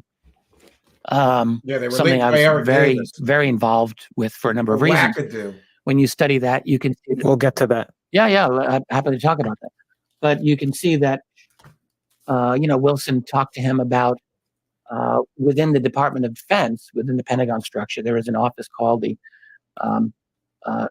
Wilson never spoke to Eric Davis or met him. He says, I may have met him, but I don't recall meeting him. And certainly this meeting that Eric Davis describes in these notes never happened. These are a work of fiction. That's what Admiral Tom Wilson said about these notes that Richard Dolan gets his disclosure boner off, and in the notes they talk about, UFO and alien crash retrieval projects. Nothing in the Wilson notes is ever proven to be true. Nothing, zero. But we do have Admiral Tom Wilson, a decorated Navy admiral, saying that they're a work of fiction. And Richard Dolan is basically calling a decorated Navy admiral a liar, and he keeps right on selling these notes as completely true. They are a work of fiction, Richard Dolan. They are a work of fiction, Curt Jaimungal. You're helping a scammer sell works of fiction as real stories on your 300,000 subscriber strong platform, Curt. Congratulations. You're part of the Grift Squad now. Special Access Program Oversight Committee, SAPOC, within other parts of the Pentagon structure where these black budget special access programs cardboard cutout receive their funding and some level of oversight, but it turns out the oversight is very, very limited, very limited. From what we could gather with how Wilson described it to Davis and what other researchers have learned just of that structure. With what we could gather from fake notes from a UFO wackadoo who also believes in ghosts, werewolves, smoking dog men, dino beavers, and more. In general, Congress almost has zero oversight over most of those programs, and even within the Pentagon, you've got the smallest handful Yeah, I of agree with you, people Arlene. Me too. who actually even know vaguely what's going on in some of these programs. For example, this program to reverse engineer an alien craft, which is what Davis and Wilson were I talking agree, about. V. Yeah, I don't know myself. It was a program that was buried within another special access program. You know, I wouldn't even have a problem if he used words like allegedly, but he just states the things from the Wilson notes as if this is just established facts. It's not. Those are fake notes written by a UFO wackadoo, Curt, and you're letting this asshole proven UFO scammer who's selling people superpowers, right, disparage the reputation of a decorated Navy admiral so that he can make a few bucks selling fake stories to stupid people within that whole structure. And there was limited, if any, oversight. Wilson, who is, deputy head of intelligence for the Joint Chiefs of Staff at that time, demanded to be let into the program so that he could provide proper. No, he didn't. He said this never happened and this is a work of fiction. For oversight as he understood it. And he was just completely blown off by the program managers of this program, the gatekeepers, as he called them. And these are in a private corporation. You're talking about the program manager, the security professional, and the accountant, the lawyer for the program.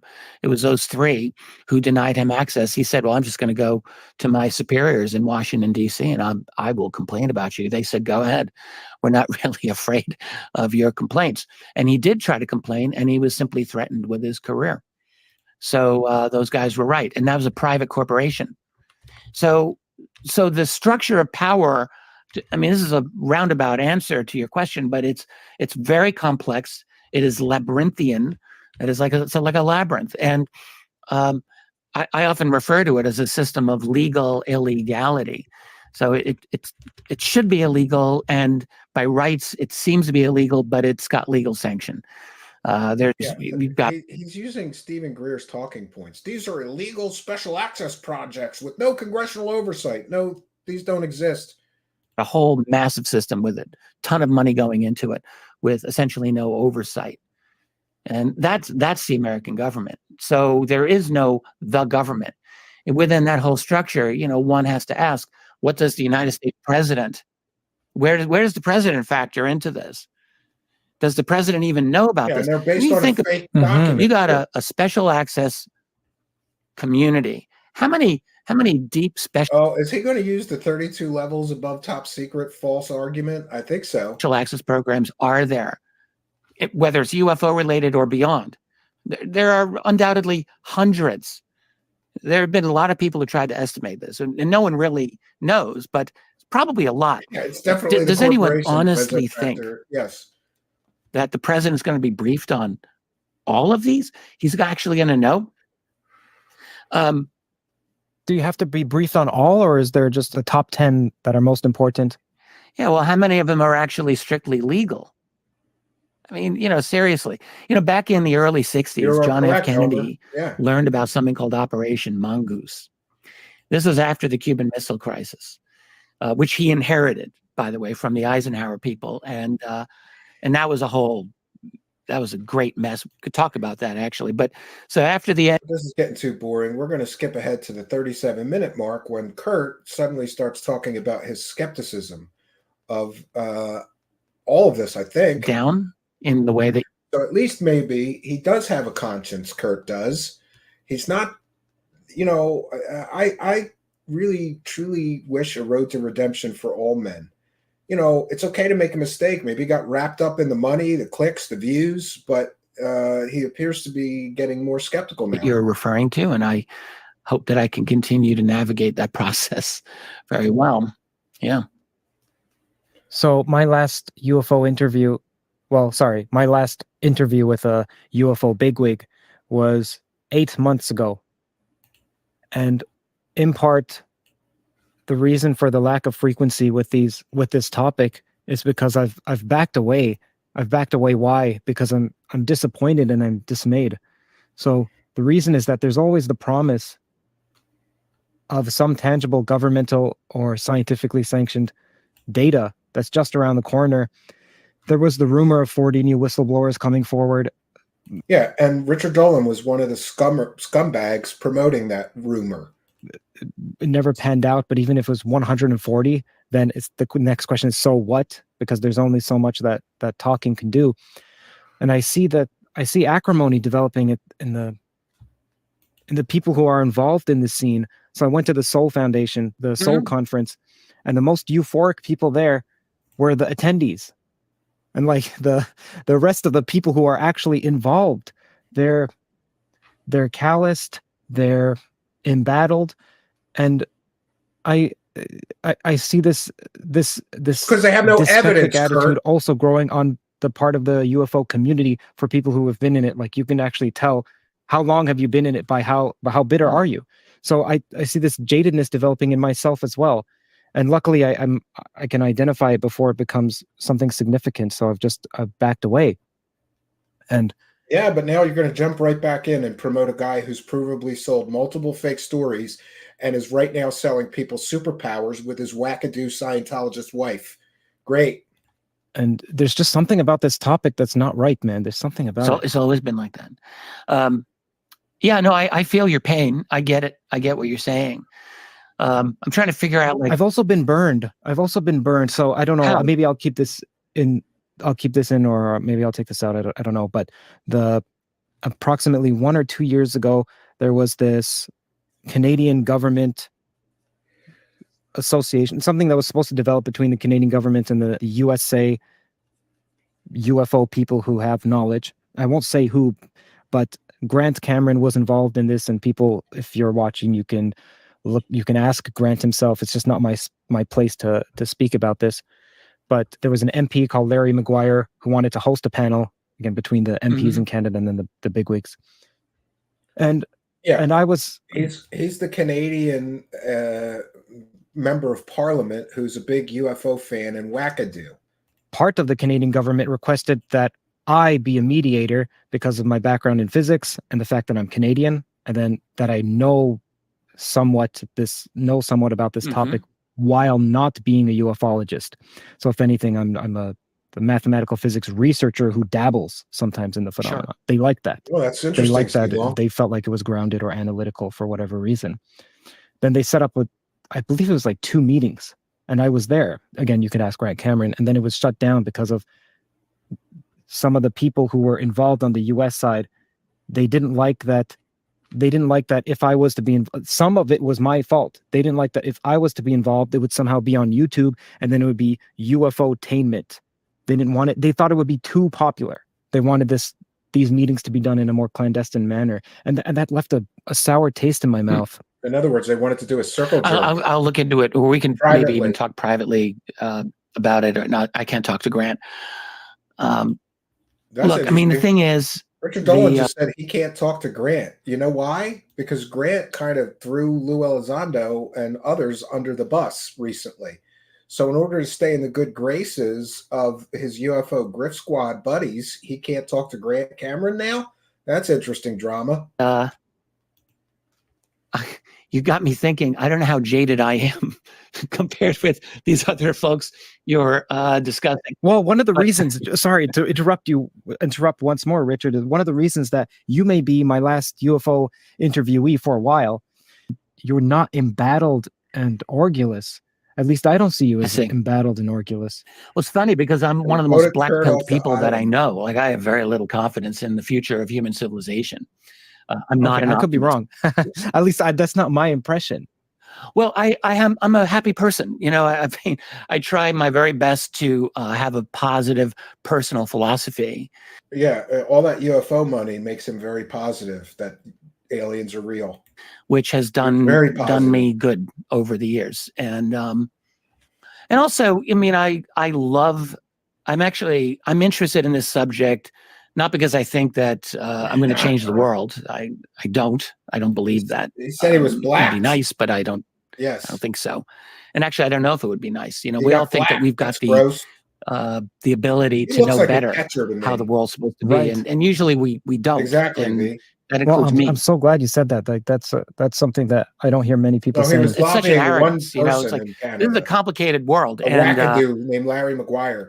you know, spoke about this very intelligent. Another Canadian, Jordan Peterson, who I very much admire, and he's often said this: is like, you think you can fix the world? Well, first of all, fix your room, clean your room. This is very good advice. Fix the world around you. The world out there is very complicated, and if you change one thing, you're going to have a series of reactions that you probably cannot foresee. And I think that's exactly right. But for me, I'm engaged in this subject, honestly, because I'm intensely curious about it. I follow my curiosity. And I find the UFO, UAP subject to be incredibly interesting.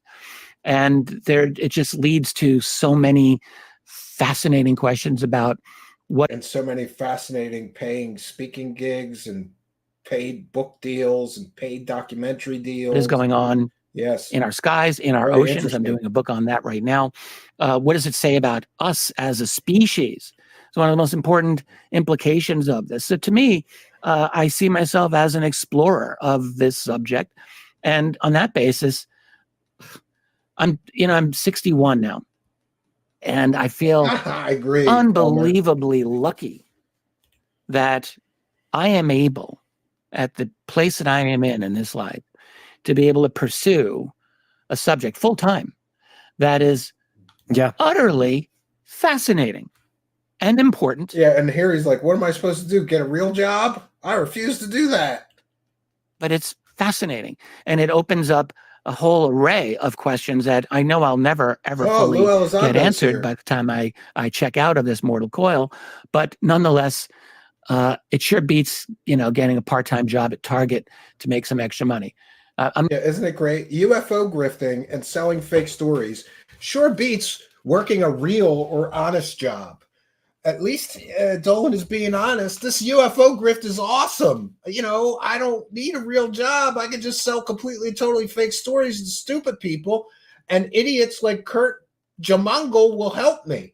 I'm no good for that. I'm only good for one thing in this world, and it's delving into questions like this. So for that reason, I do feel that I've avoided becoming overly jaded, UFO grifter. because I love exploring this subject. Grifting there are fun, yeah. definite He said the quiet part out loud. Political ramifications of it. UFO grifting. Yes, they're important, and I study them all the time. But I don't really base my entire life's worth on whether or not I think that we're successful in getting all of the transparency and disclosures that we think we want. I mean, if that's what we're going to base the success of our lives on, and we're going to be in for very big disappointment. There's much, much more going on here in this world, and exploring who we are. And the UFO subject is one significant way, actually, to explore who we are. To me, that's what it's about. Yeah, I appreciate that you're cognizant enough of your own psyche to understand that your motivations come from fascination rather than something that. So I'm similar. It's a fanaticism that I have, and I find it virtue signaling when I hear people say, I'm in this because I'm finding the truth or seeking truth. I don't trust any of them. I don't afford any extra respect or regard to someone who claims to be a truth seeker. I used to, but now it's almost the opposite. Well, I still I still want to know what is true. Like that. The truth seeker. It's terrible to be a truth seeker. You shouldn't do that. That's still very important to me. But I get what you're saying. My reason is that truth seeking has a genealogy that's been corrupted since the 1700s and is progressively worsened. So what people mean when they say truth seeking, they mean fact seeking. And that's such an impoverished view because it's an impoverished view to expect people to have facts. It's an impoverished view. You're supposed to be an intellectual, and you're sitting there like a dummy helping a UFO scammer sell completely and totally fake bullshit. And people who are seeking facts are intellectually impoverished. Great. There are far too many facts. So you have to have some selection mechanism of this. This is called relevance realization. And furthermore, finding more and more facts is is it's an unthinking endeavor that requires little IQ. So what you it doesn't take any smarts to find facts, but it takes, I don't understand what he's saying here, and I'm not taking personal offense just because he mentioned the word truth seekers, even though people said he was talking about me somehow. This is a sideways slag or something. I don't know that that's true, but I don't understand him slagging people who want facts and evidence while he's sitting there helping a scammer who was selling people courses in fake superpowers. But you're going to slag people who expect facts and evidence from people making extraordinary claims? What you can do is just take some atomic facts and apply rules of deduction. Like, good on you, you're ChatGPT. So what's difficult to me, what I respect is goodness seeking. Forget about truth seeking. Like that you have my admiration for.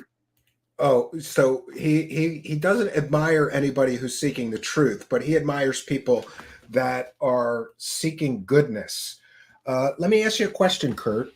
What goodness is there in helping UFO scammers sell completely and totally fake stories? I don't understand that. What goodness is there in not properly vetting your guests? Is there goodness in that? Is there goodness in, I don't know. Is there goodness? That's funny. We're going to use an MH370 video as a background. Is there goodness in not bringing up that your scammer guest and his wackadoo wife are selling people superpowers for $39? You know what that would be called? I think stealing money. Yeah, stealing money, Curt. Is there goodness in helping Lou Elizondo push the lie that he ran a Pentagon UFO program that never even really existed and was unfunded? Or is that stealing money? Is there goodness in sitting there like a dummy while Stephen Greer spouts lies for 3 hours and you don't do anything to stop him or fact check him? And a goodness seeker identifies the selfishness and the inimical jealousy in themselves. Oh, show me that you've gotten to that stage, man. Don't tell me you're a truth seeker. Show me that you're a goodness seeker. Show me you're a goodness seeker. Where's the goodness in helping scammers sell scams, Curt? Where's the goodness in that? Is there any goodness in helping scammers rob people of money for complete, total fake nonsense? You platformed Greer. How many CE5 apps did he sell after his appearance on your show, promising people that they would get the superpower to summon alien spaceships? Is there goodness in that? Curt, where's the goodness in helping people sell people fake superpowers? Yeah, well, everyone, everyone's got the angel on the one side and the devil on the other. No, some people have two devils and no no one angel. is immune to that. So everyone's got a little dark patch inside their soul. It's everywhere. Everyone's got it, which means that everyone can be an angel and everyone can be a devil. So we have to recognize that. And if we pretend that that's not the case, then we're just deluding ourselves.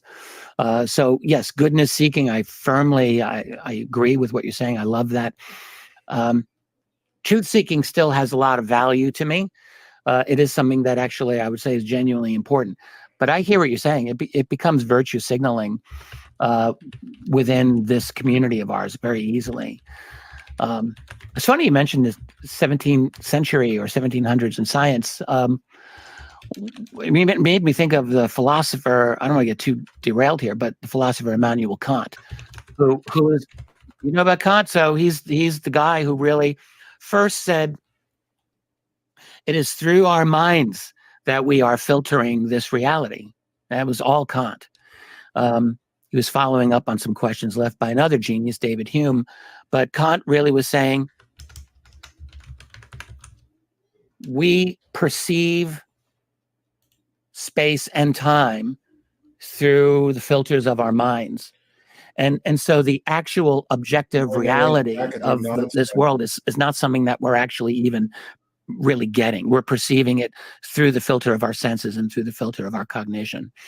And so Kant, and ever since, raises the question of, well, how are we actually getting the information that we think we're getting. He raises the whole question of what's called epistemology, which is kind of what you're sort of getting at.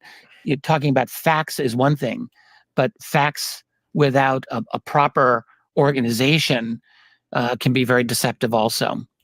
So, but yeah, I'd like to jump on that if you don't mind. Sure, yeah. So this is exactly like you hit the nail on the head. I don't know if we're both hitting the same nail from the same angle. So let me point out a different angle. Another reason that I've backed away from this topic is because of something called the hermeneutics of suspicion. So this is a concept people can look up. And what it is that since the 1700s, since Immanuel Kant, prior to Immanuel Kant, and the ancients believed that truth, beauty, and love were tied. More philosophical ramblings of nonsense. Yeah, I think we're hitting the 2-hour mark. I think we've made our point. Curt is sitting here interviewing a man who is selling people fake superpowers for 3 hours, but didn't even think maybe I should bring up the fact that this guy and his wackadoo wife are quite possibly defrauding the public, selling them fake superpowers. 3 hours, you couldn't even bring up the fact that him and his wackadoo wife are selling superpowers. By the way, someone is asking me on Twitter, how is it that I know that Tracy Dolan is a high-ranking Scientologist? I don't know. I have a single source within the Scientology cult, or I should say a previous Scientologist told me that Tracy Dolan is a high-ranking Scientologist. If I'm incorrect in that, Richard Dolan is free to correct me. But it sort of makes sense because many people that are high-ranking Scientologists claim to have remote viewing superpowers and psychic powers, and Richard Dolan's wife is one of those people who claims to have remote viewing superpowers and psychic powers. I think that what Curt Jaimungal is doing is absolutely despicable. And the fact, it's indefensible what Curt Jaimungal from Theories of Everything is doing. He's doing the lie by omission. Let's have the guest and collect the money, and I'll just forget to tell my audience of 300,000 subscribers that this guy and his wackadoo wife are selling people fake superpowers for $39. I'll just forget to talk about that. And I'll also forget to talk about the fact that this man has provably been caught selling multiple 100% provably fake stories before. So who cares what he thinks? He is a UFO grifter who sells fake stories for money. I don't care what he thinks, right? He's asking him about his favorite books, about religion, about God. And, by the way, the link to the whole interview is in the description of the video. I've made my point. I'm not going to go through the entire thing because, quite honestly, Richard Dolan is boring as shit. Do I want to listen to 3 hours of a guy who keeps getting caught selling fake alien stories that has no fucking evidence for decades now, right? And is selling people fake superpowers with his wackadoo wife? No, not really. But it's enough to say that going forward, each and every time that Curt gets on the UFO Grift Squad train and, doesn't give people the whole story of who he's really interviewing, I'll do that for him. I will do that for him going forward. So, and there's also rumors that Curt is going to be the first big interview for Lou Elizondo when his book is published is going to be Curt. And I just want to mention that in closing, Curt, do you know how many people have been caught lying on your show? How many of these UFO grifters lied to your audience and you let them? The Arrow report corrects the record about something that Stephen Greer bragged about on your show. UAP disclosure studies. Interviewees claims that between 2004 and 2007, the White House requested a research institute in Virginia study the theoretical societal impacts of disclosing that UAP are extraterrestrial in origin. Arrow confirmed the study was conducted, but it was not requested by the White House.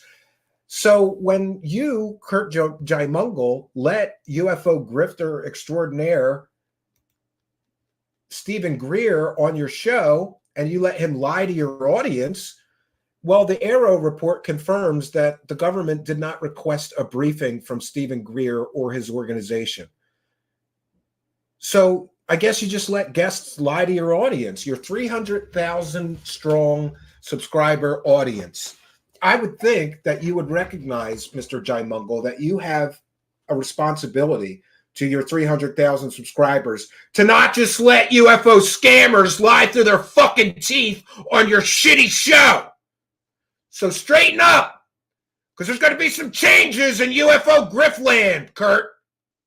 Every time that you have a scammer, grifter, liar on your show, I'm going to go live the next day and I'm going to cover it. And I'm going to tell your audience the truth that you're too much of a fucking pussy coward to tell your audience, you asshole. Your parents must be real proud of you. What's our son up to? He's helping scammers sell lies on the internet. This Arrow report proves that Stephen Greer lied to your audience. You did nothing to stop him. In fact, you had an ass-licking fan of his conduct the interview with you instead of somebody who was aware of his various lies, half-truths, and bullshit for decades. How much money did you make letting Stephen Greer lie to your audience? How much does your soul cost?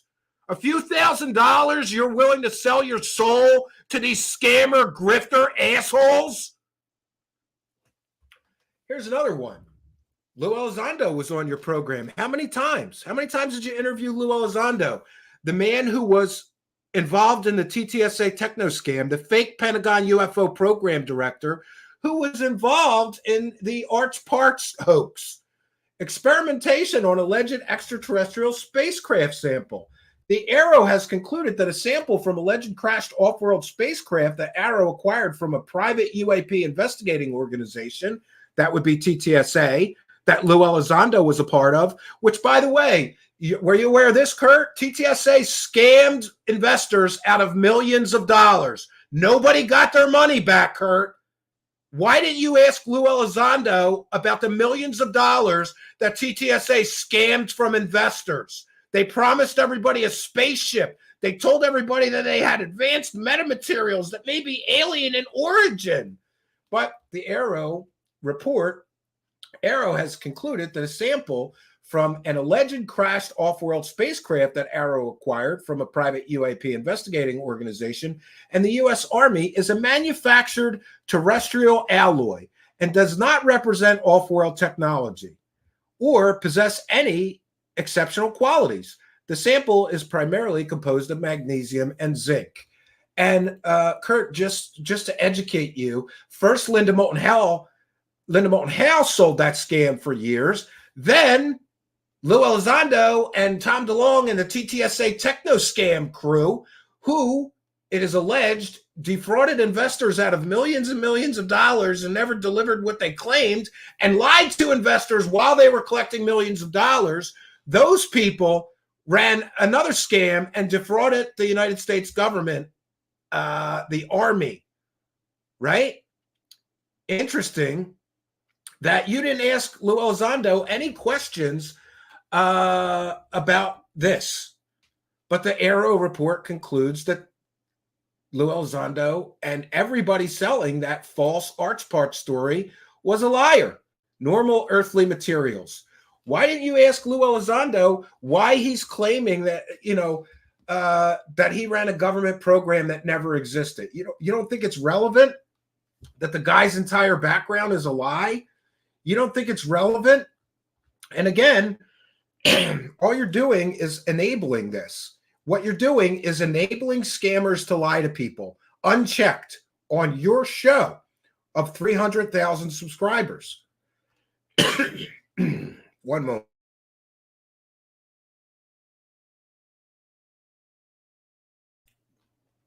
And now, Curt, the Arrow report also confirmed that Lou Elizondo never ran a government UFO program like he claimed. And now we have Lou Elizondo fraudulently, in my view, claiming that he ran a government program in order to sell a book. And this is from Stephen Greenstreet. Google Books has a new listing for Lou Elizondo's upcoming UFO book. It states Elizondo became, quote, director of the U.S. government's highly sensitive Advanced Aerospace Threat Identification Program, or ATIP, in 2008. This, Curt, listen up here. You were too much of a coward to ask Lou Elizondo any hard questions. You sold your soul to make that money. Was it worth it? You helped a liar lie to 300,000 subscribers of yours. This is false. If this book actually claims this, Elizondo is tripling down on this lie. ATIP was the nickname of OSAP, a non-UFO program created in 2008. James Lukatsky was its director, not Lou Elizondo. Elizondo himself, in his own words, claimed he didn't become director of ATIP until 2010. But even that has been proven untrue. And so this is Lou Elizondo. Are you getting an education yet, Curt, that all these people are liars and you can't just let them lie on your show to your some 300,000 subscribers? Why didn't you ask Lou Elizondo why he lied about running a fake government program that he never ran? Why didn't you ask Lou Elizondo why he lied to the New York Times? Why didn't you ask Lou Elizondo why he and the members of TTSA collected millions of dollars from investors promising them alien spaceship parts and building an alien spaceship? If you're going to interview these grifters, Curt, you better do the real work. If you're going to interview proven liars and proven scammers, then educate yourself. Prepare yourself and ask the hard questions, or don't take the goddamn interview. If you're not willing to, if you're not going to just take the interview and collect the money going forward, right? So we'll take some comments and questions from the live chat.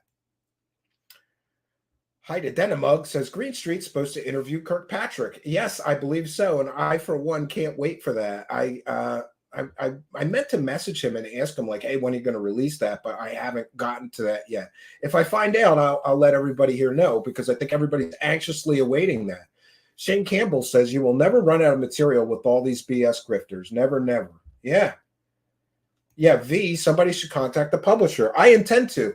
And not only that, the gloves are coming off, because if Lou Elizondo is going to sell that book on a lie, I'm going to contact every state consumer protection agency and ask them how this man is able to lie to consumers in order to sell a book without any consequences. I'm going to do that, and we'll report the results here.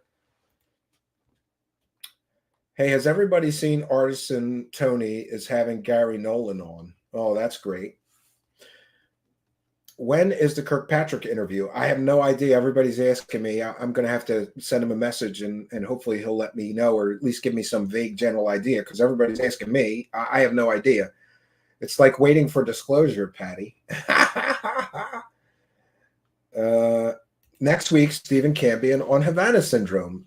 Funny you should say that, because I'm not sure what to think about Havana Syndrome, but I have begun digging into it. Aaron Flores, I don't understand how you don't see that they're allowed to do this. The government will turn a blind eye because they're doing a job, dude. How do you not see this, Stephen? Well, thanks for being a member, Aaron Flores, and you may be right. There's a reason. Look, in any other genre, you're not allowed to just straight lie and scam people like this. But apparently, in the world of UFOs, you can lie, cheat, steal, sell people completely fake pictures of aliens as real, and never face any criminal prosecution for what in any other genre would be considered a form of fraud. So I have talked about that. I think that the government gives these people a pass because it provides cover for black projects. Production assistant Spooky reminds you to probe the like button. I didn't even see Spooky in there, but yeah, please make sure that you hit the like button and like, comment, subscribe, and share. And if you're tired of getting only half the story from people like Curt, who's doing the circle jerk now, and by the way, I wish them the best of luck. I wish a road to redemption for every man. And if I was too harsh to him, then I apologize. That's just, I'm a very passionate person, and this is how I feel about it. And I feel that Curt is doing a great deal of damage to the world by helping people just deceive people for money. I mean, he's literally hosting people who are promising people superpowers for $20 or $49. There's damage in that, Curt, and I hope you think about the damage that you're doing to the world by helping people deceive people and sell them fake superpowers for $20 or $50. Don't you see the ridiculousness of that? And, him being a young man, it makes me think of his parents and like, where are his parents? Do his parents know that he's helping people sell fake superpowers for $20 or $40 on the internet? And would they be proud of that? Or would they be ashamed of him? It's not my place. He's not my child. But if he was, I would give him a stern talking to. And I would try to correct his path of destruction that he's on. This is a path. You're going to get worse. Listen, once you sell out to the dark side of the UFO money, you never get out and you never get better. You just get worse. You get worse and worse and worse. I mean, next he's going to have Corey Goode and David Wilcock on his show, I guess. And by the way, there's no difference between Corey Goode and David Wilcock and Richard Dolan. None. They've all been caught selling provably 100% fake stories. They all lie to people and sell fake stories for money. It's the same thing. It's literally the same thing. Arlene says, all these grifters or liars are saving the government a fortune. The government doesn't have to distract the masses because the masses are paying to be distracted. Yeah, absolutely. Troll is here. Thanks for being a member. If he was your child, Stephen, you'd turn him over your knee. I would. No, I don't believe in physical punishment. Mostly because, to be very honest, troll, not to get too personal, but my dad was a smacker. Like he was a belt guy, and I experienced a lot of that growing up. And I said, I will never hit my children. I will punish them in other ways. And, quite honestly, my oldest son, who's 12 now, he's nonverbal autistic. He doesn't even understand when he does something wrong. He makes a lot of messes because he has sensory issues. Like he'll just crumple up chips all over the kitchen floor.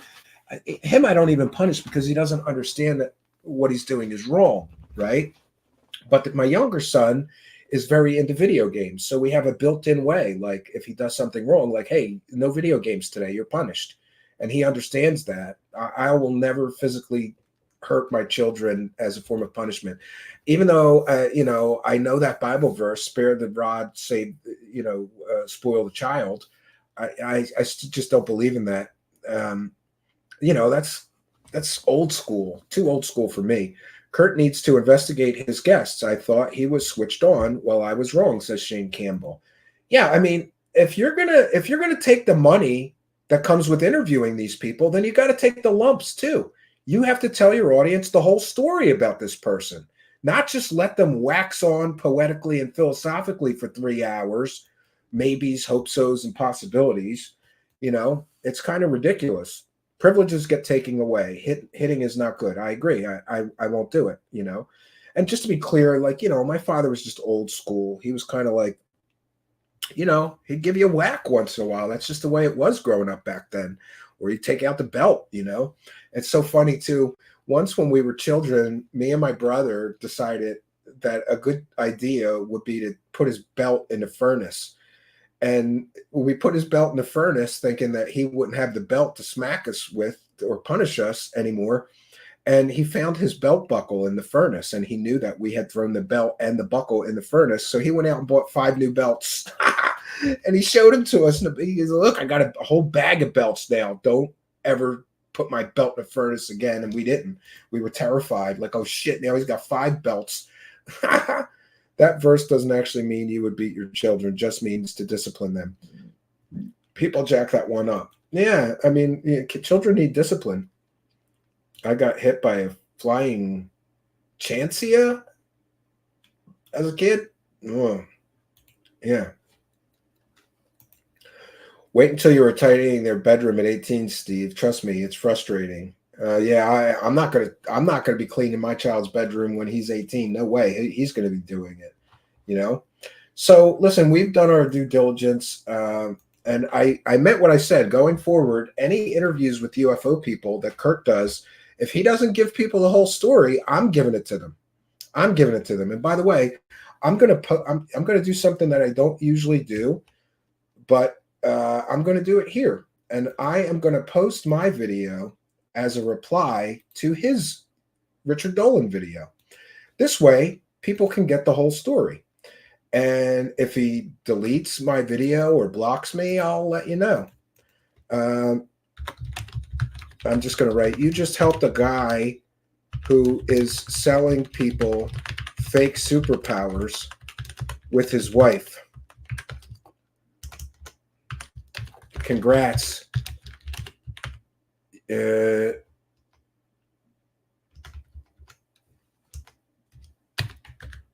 And I've replied to his video with our video.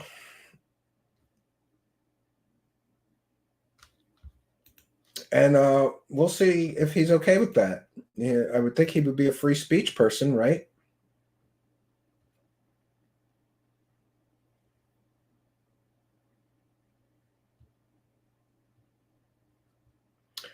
Yeah, and here we have, imagine it again on Twitter arguing with me. He's talking about Richard Dolan. He has brilliant thoughts on the UFO topic. What I want to hear him espouse on. It was a great interview. I wouldn't have watched it if it were a bunch of pointed questions designed to accuse him. He's a fantastic historian, researcher, if you critically think. And I wrote, he's been caught selling multiple completely fake stories. Now him and his wackadoo wife are selling people fake superpowers for $39. And I'm just going to write, credible historians and researchers don't scam people by selling fake superpowers. You know, I just don't understand some people. Like, oh, he's been caught selling like 4 or 5 completely 100% provably fake stories, and him and his wife are selling fake superpowers. He's a great researcher. No, he's not. He's a scumbag. And anybody that supports him is a goddamn scumbag. And anybody that interviews him without asking him about all the fake shit he's been caught selling is also, in my view, a scumbag. Now, that may be an extreme view, but like I said, I wish the road to redemption to all people. But if you're going to interview somebody that has provably been caught selling 100% fake stories multiple times and is also selling fake superpowers with his wackadoo wife, and you don't even bring any of that into the discussion in 3 hours, then you're part of the goddamn problem. But it's okay. We will remain part of the solution. So we've done our due diligence. I'm going to bounce on out of here. I will be back tomorrow night at 9 p.m. Eastern Standard Time. We've got a very busy week here. If you didn't get enough of the wacky world of Wilcock, earlier today we debuted another of Wilcock's wonderful ramps into insanity, where he channels the Egyptian god Ra. And I did that to prove a point. This David Wilcock is now claiming that he could sell you a book for $333 that he channeled from the Archangel Michael. We've proved that that's completely and totally ridiculous, just based on the biblical test of a prophet. And but we debuted that again, or replayed that. It was a replay. We covered that some time ago. I just wanted to show people that this is not a new scam for David Wilcock. He channeled the Egyptian god Ra before. He never proved that he was actually channeling an Egyptian god, and we went through the whole thing. Now he's claiming he's channeling the Archangel Michael for money. And before this, he was claiming he was channeling Egyptian gods for money. It's not a new scam. It's just recycled, change it a little bit. Yeah, so we've done our due diligence. I mean what I say. I'm going to be covering every one of the interviews that Curt does with these scammers going forward. And I will give his audience all of the information about those people and their previous lies, fake stories, scams they're running, because Curt apparently doesn't have the courage or the moral and ethical strength to do so. He just sees the dollar signs and the clicks and views. Congratulations, Curt. If money is what you want, then money is what you will have. But, you know, karma always comes. It always comes. Sometimes it takes too long. But if you don't think you're going to pay a karmic price for helping people lie and deceive people, I got to tell you that I don't think you really do understand much about the world. But he's still young, so I wish him a road to redemption. I hope that he stops going down this dark and dangerous road, because before you know it, he's going to be willing to do anything for money. If he's willing to help proven UFO scammers lie to people and sell them fake superpowers, because that's the point where you're at. That's the point where you're at, Curt. You are at the point where you're willing to help alien and UFO scammers sell people superpowers for $20 or $40. Is that what you envisioned for your channel? Is that what you thought? Yeah, this is what I want my channel to be about: helping pseudoscience scammer scumbags sell people fake superpowers? Is that really what you want your life to be about, or even a part of it? I don't get it. But again, I wish him a road to redemption. I'm going to pray for him. In fact, I'm adding him to my daily prayers. For those unaware, I have a daily prayer practice in which I never pray for myself. I pray for others. So when I hear about somebody sick or ill, I add them to my prayer list. When I know that somebody's having a hard time, maybe they lost a loved one or having a tough time in life, I add them to my daily prayers. And Curt is one of those people that I think he's having a tough time navigating this minefield of scumbags. And so I'm going to add him to my list of daily prayers. And I truly, despite the harshness in which I may have presented tonight's broadcast, I wish him a road to redemption. So that's all I got, friends. Until next time, my name is Stephen Cambion. Good night, and God bless all of you.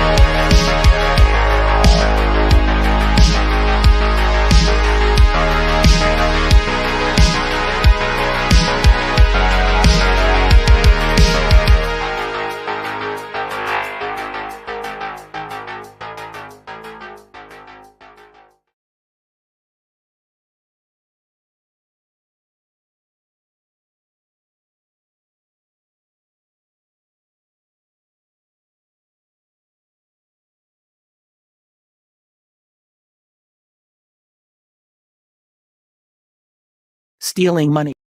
Stealing money. Stealing money.